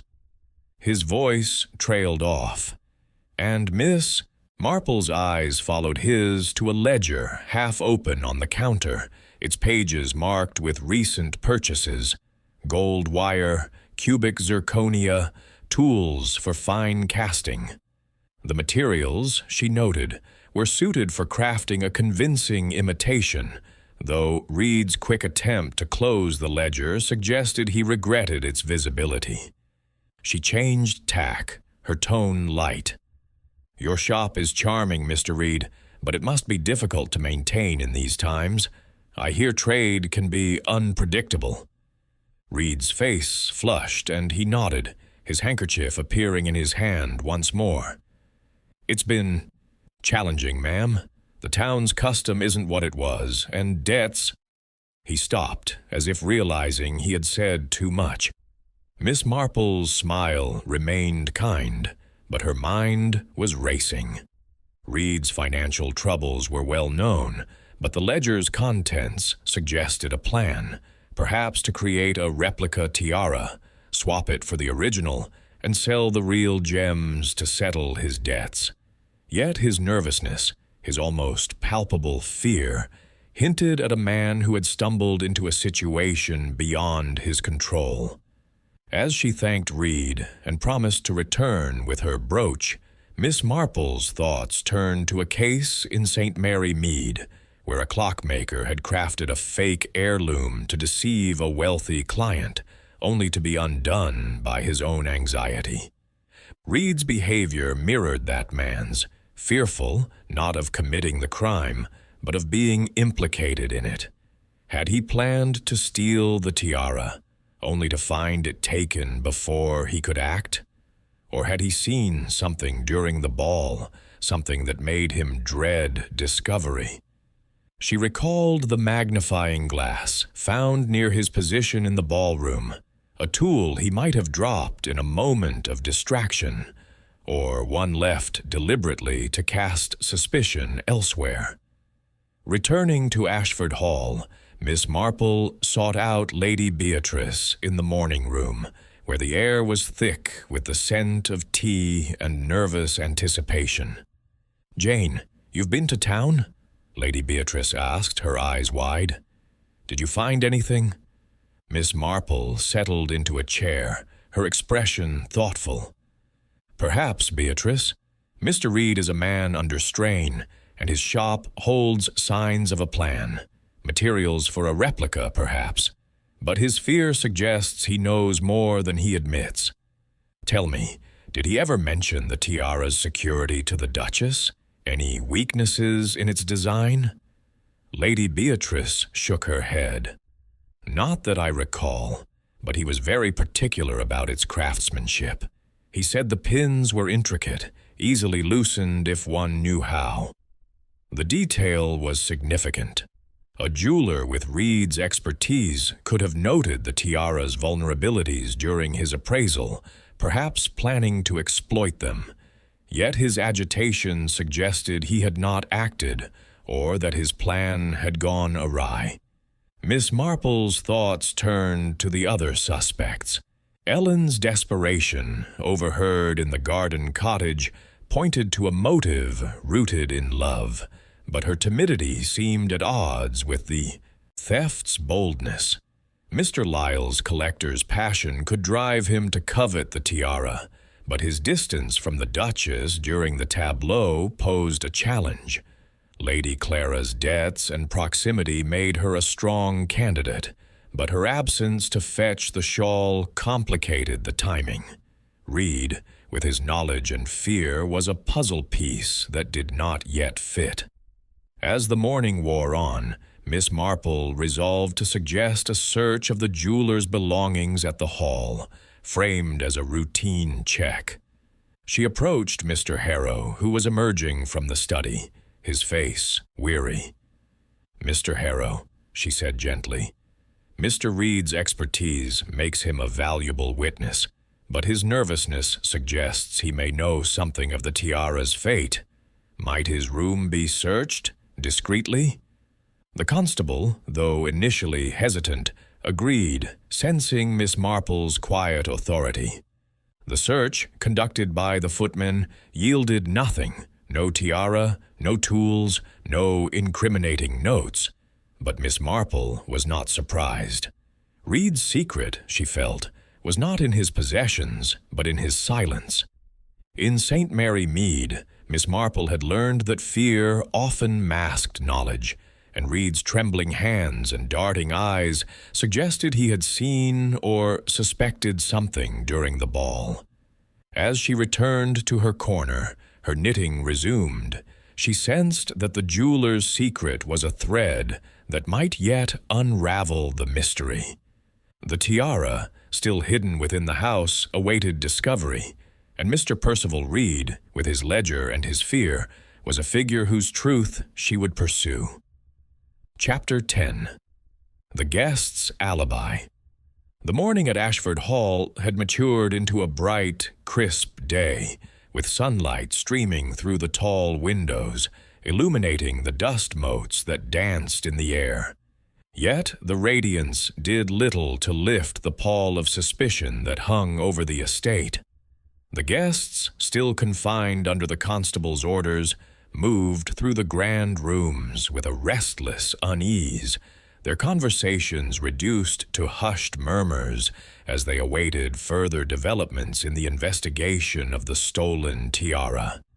The Duchess, though still sequestered in her chambers, had sent another sharp message through Lady Clara, her impatience growing with each passing hour.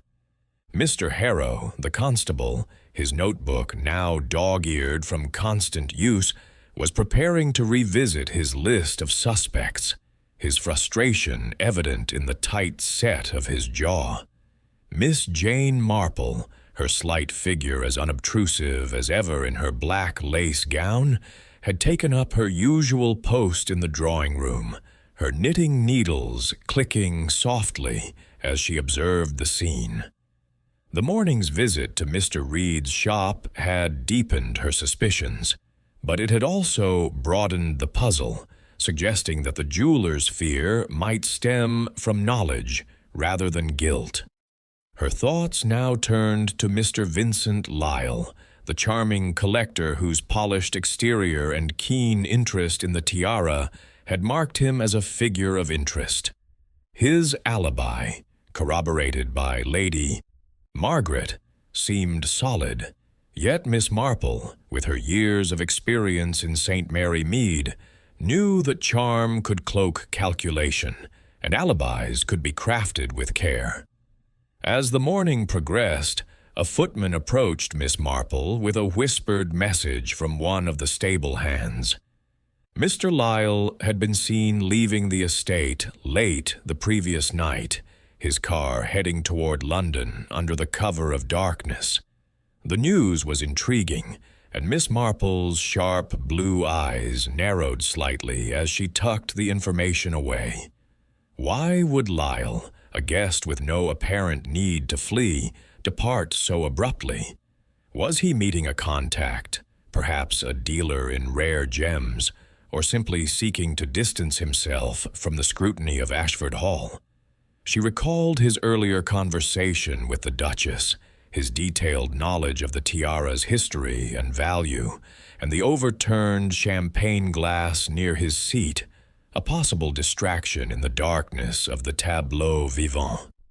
Miss Marple rose quietly and sought out Lady Beatrice, who was in the morning room, her hands fluttering over a tray of scones as she tried to maintain some semblance of normalcy. "Jane, you look thoughtful," Lady Beatrice said, her voice tinged with anxiety. "Have you learned something new?" Miss Marple's smile was gentle, her tone measured. "Perhaps, Beatrice. I've heard that Mr. Lyle left the estate last night, headed for London. It's curious, don't you think, for a man with such a firm alibi. Might you know if he has connections in the city, dealers or collectors, perhaps?" Lady Beatrice's eyes widened. "London? How odd. He didn't mention leaving, but yes, he's known to frequent auctions and dealers there. He's quite the expert on rare artifacts, you know." The information spurred Miss Marple to action. She approached Mr. Harrow, who was conferring with Hawkins near the drawing-room door, and suggested, with her usual deference, that a discreet inquiry be made into Lyle's activities in London. "It may be nothing, Mr. Harrow," she said softly, "but his departure seems untimely. A telegram to the London authorities might clarify his purpose." The constable, though initially skeptical, agreed, sensing the quiet authority in Miss Marple's suggestion. A message was sent requesting information on Lyle's movements, particularly any visits to known dealers in gems or antiquities. As the day wore on, Miss Marple's thoughts returned to Lyle's behavior during the ball. His seat, 2 rows behind the Duchess, had placed him at a distance, yet the darkness of the tableau would have allowed for a swift, subtle movement. The overturned glass, she recalled, had drawn attention from nearby guests, creating a momentary distraction. In St. Mary Mead, she had once known a gentleman who had used a spilled drink to cover the theft of a pocket watch, his charm disarming suspicion. Lyle's easy smile and collector's passion suggested a man capable of such a ruse, but his alibi, supported by Lady Margaret, was a hurdle. Could Lady Margaret, perhaps charmed or distracted, have missed a brief absence? Miss Marple resolved to speak with her, framing the conversation as a casual inquiry. She found Lady Margaret in the conservatory, surrounded by lush ferns and blooming orchids, her lavender gown a soft contrast to the greenery. "Lady Margaret," Miss Marple began, her voice warm, "I was so impressed by the tableau last night. You were seated near Mr. Lyle, were you not? Did you find the performance as captivating as he did?" Lady Margaret's fan fluttered, her expression eager. "Oh yes, Miss Marple, it was delightful. Mr. Lyle was quite engrossed, though I recall he leaned forward once or twice as if to see better. We chatted a bit during the dimming, about the costumes, you know." Miss Marple nodded, her smile encouraging. "And was he beside you the entire time, even in the darkness?" Lady Margaret hesitated, her fan pausing. "Well, I suppose so. It was so dark and I was watching the stage. I didn't notice him move, but I couldn't swear to it." The admission, though slight, was significant. Lyle's alibi was not as ironclad as it seemed, dependent on Lady Margaret's divided attention. Miss Marple thanked her and returned to the drawing-room, her mind weaving the new thread into the pattern.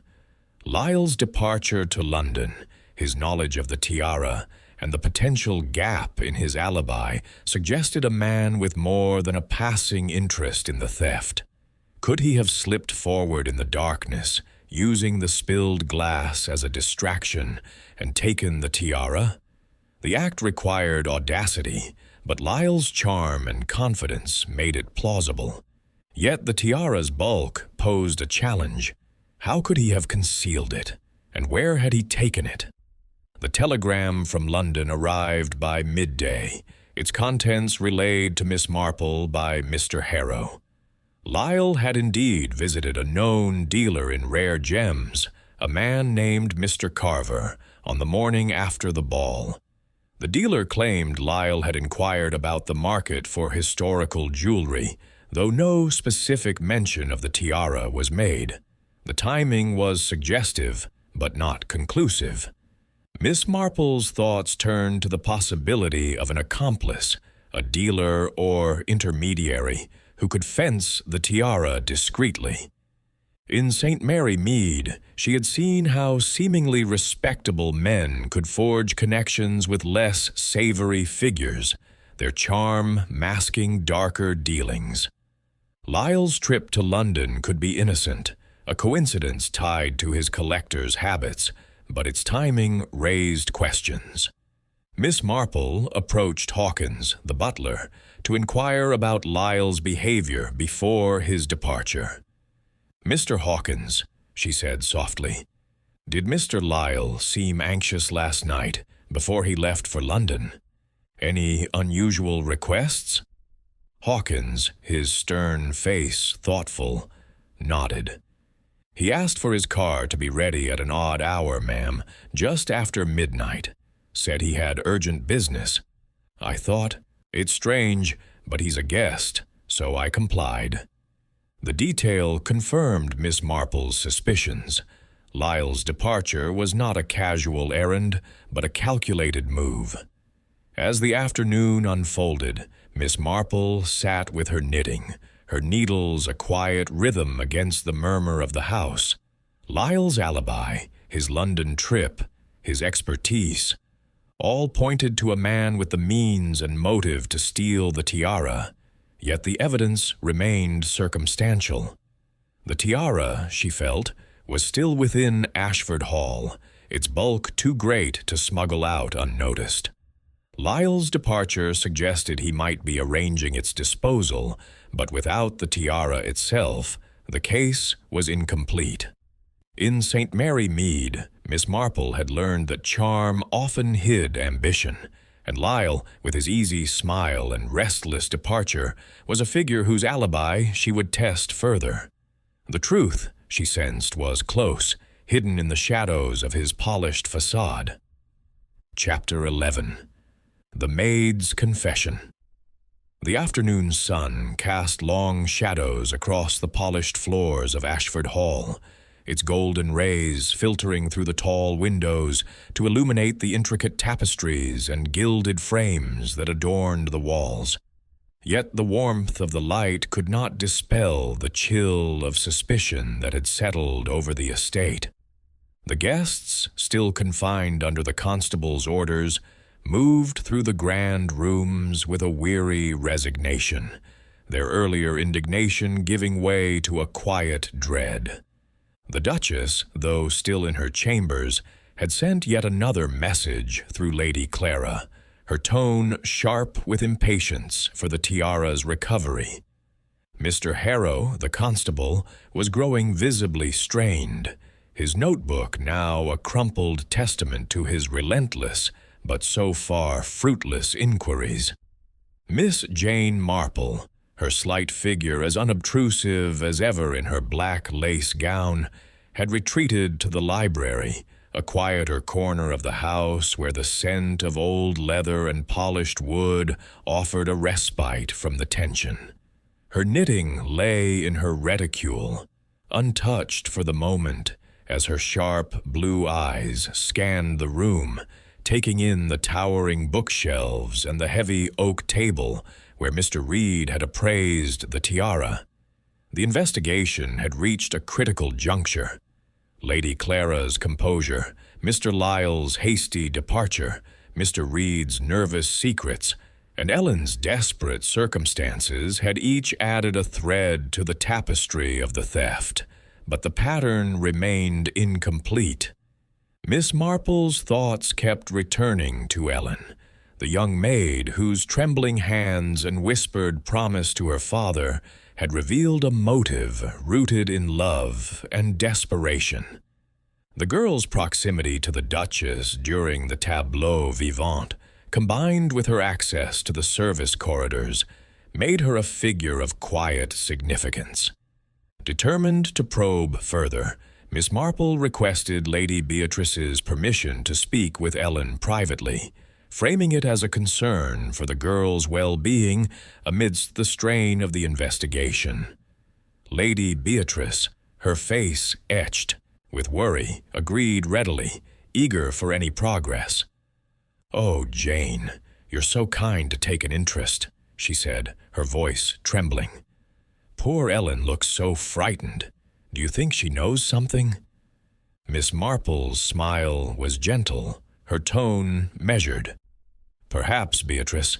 Sometimes the quietest hearts carry the heaviest burdens. A kind word may loosen what fear holds tight." The library, with its high ceilings and muted light, was an ideal setting for such a conversation. Miss Marple arranged for Ellen to join her there, under the pretext of discussing the lost handkerchief she had mentioned earlier. When Ellen arrived, her slight frame seemed even smaller against the grandeur of the room, her black uniform and frayed apron stark against the polished wood. Her eyes, large and dark, were rimmed with fatigue, and her hands twisted nervously in her lap as she sat across from Miss Marple. The older woman offered a warm smile, pouring tea from a silver pot that had been brought in at her request.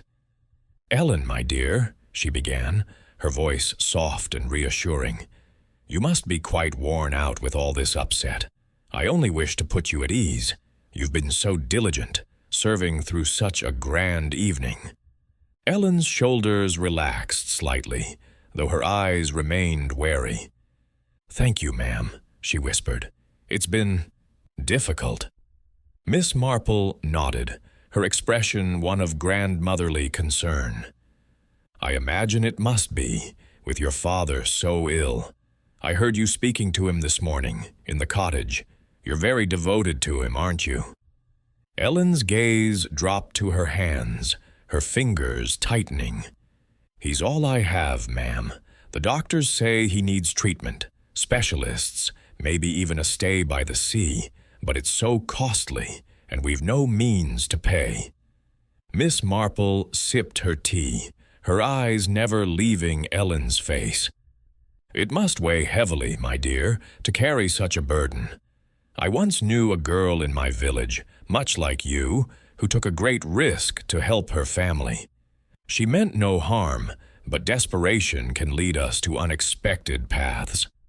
Her tone was gentle, almost confiding, and Ellen's eyes flickered up, a spark of fear mingling with something else.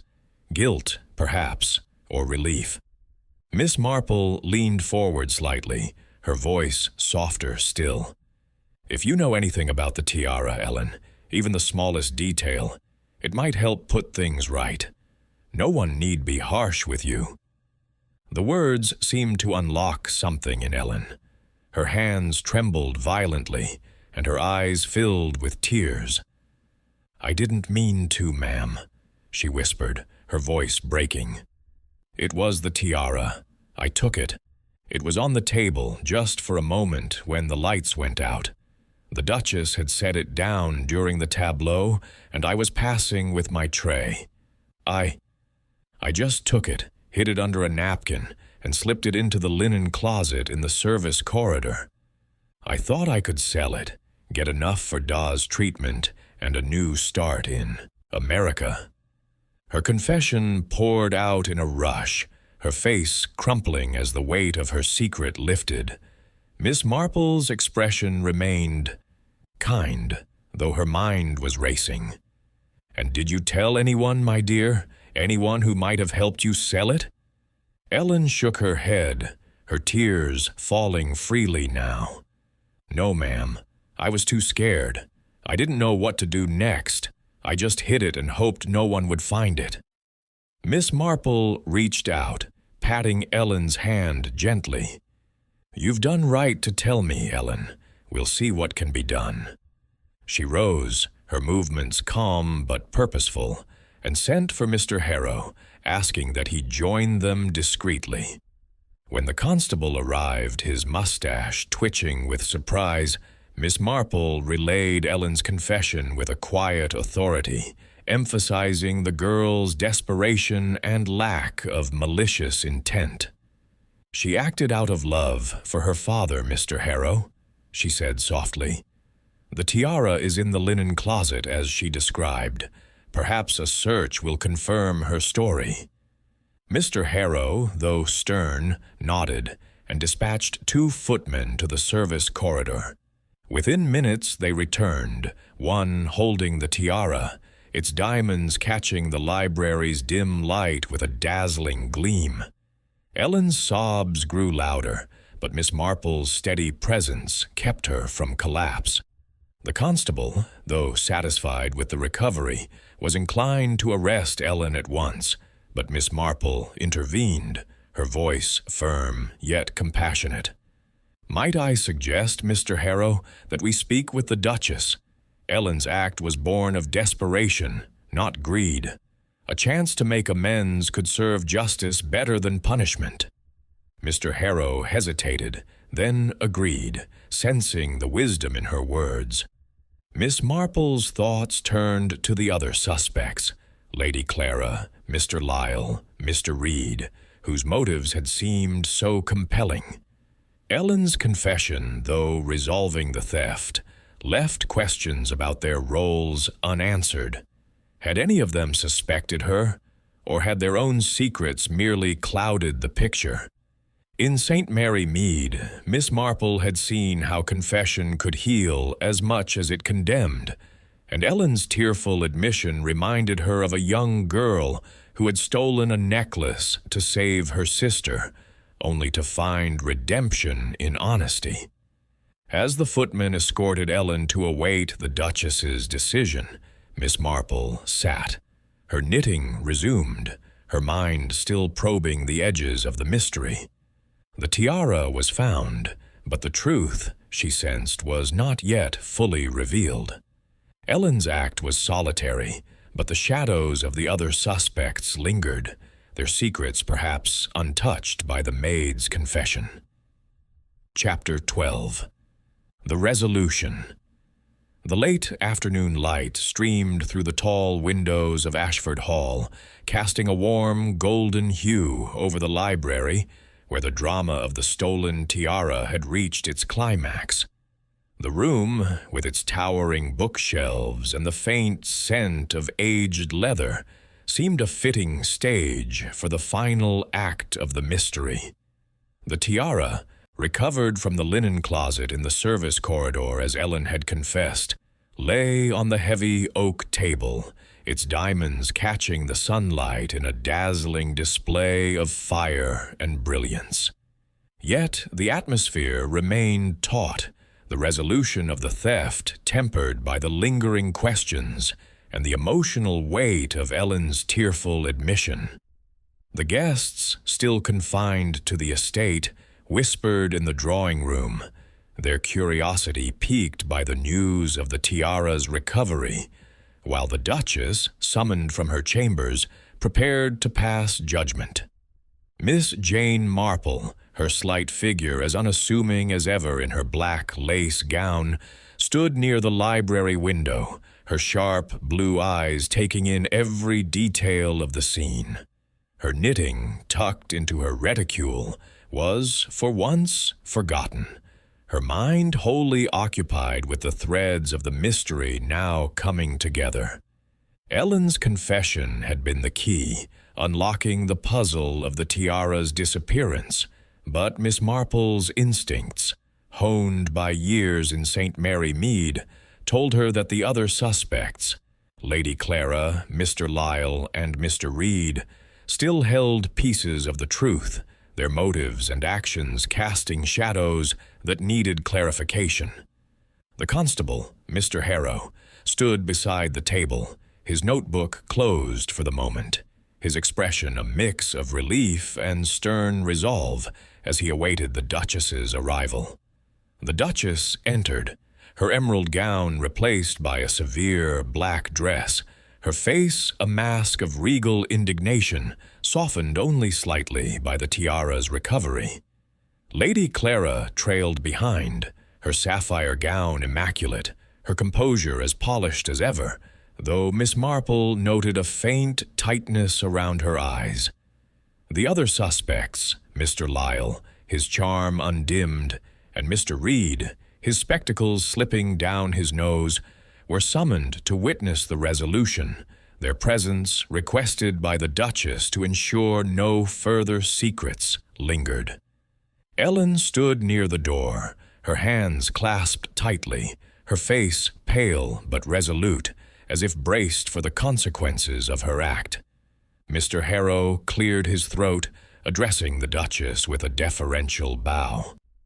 "Your Grace, the tiara has been recovered, exactly where the maid, Ellen, said it was hidden, in the linen closet off the service corridor. She has confessed to taking it during the tableau vivant, intending to sell it to fund her father's medical treatment and passage to America." The Duchess's eyes narrowed, her gaze fixed on Ellen, who seemed to shrink under its weight.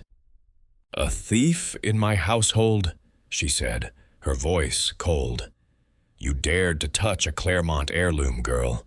What have you to say for yourself?" Ellen's voice trembled, but she met the Duchess's gaze. "I'm sorry, Your Grace. I was desperate. My father's dying, and we've no money for doctors. I thought the tiara could save him. I was wrong, and I'll accept whatever punishment you give." Her words, raw with honesty, hung in the air, and Miss Marple noted the flicker of emotion in the Duchess's face. Anger, yes, but also a trace of reluctant sympathy.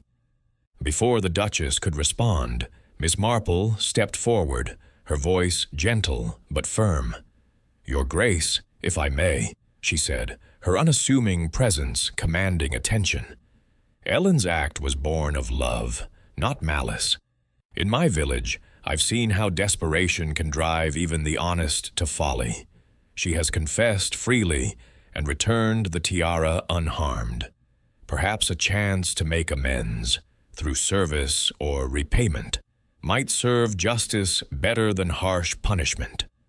The Duchess's lips tightened, but she remained silent, her eyes searching Miss Marple's face as if weighing her words. Mr. Harrow, sensing the moment, added, "The girl's cooperation has saved us much trouble, Your Grace. A lenient course might reflect well on your mercy." The Duchess hesitated, her pride warring with practicality, then nodded curtly.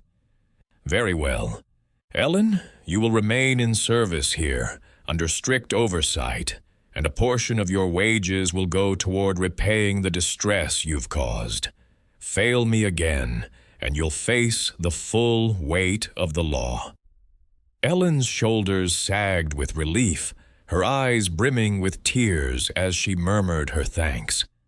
Miss Marple's gaze shifted to the other suspects, who stood in a loose semicircle around the table. Lady Clara, her hands folded, showed no sign of guilt, though her earlier tremor suggested a fear of exposure that had proved unfounded.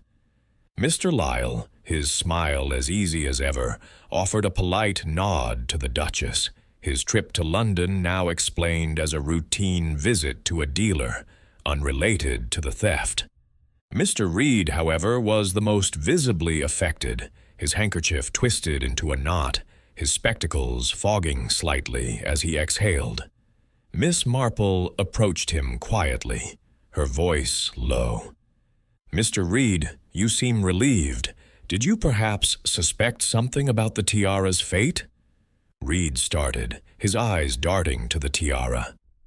I feared I might be blamed, ma'am, he admitted, his voice low.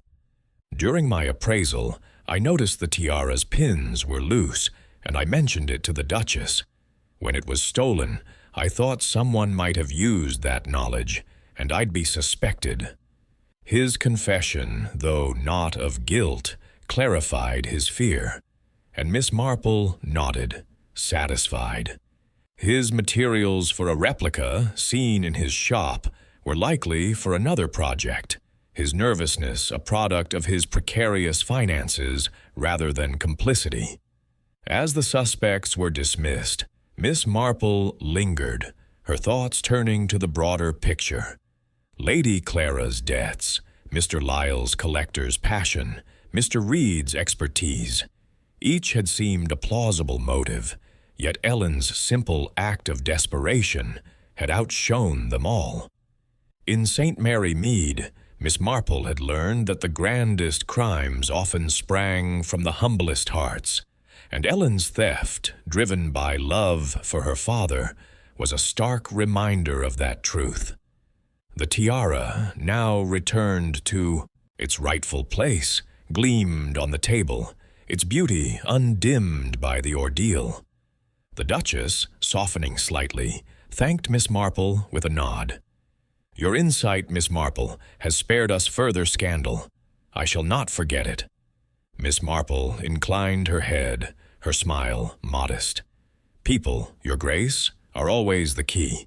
Their hearts reveal what their actions conceal. As she gathered her reticule and prepared to leave the library, her mind was at peace. The mystery was solved, the tiara restored, and Ellen, though chastened, had been given a chance to redeem herself. The shadows of suspicion had lifted, leaving only the quiet truth of human need and the power of a kind word to uncover it.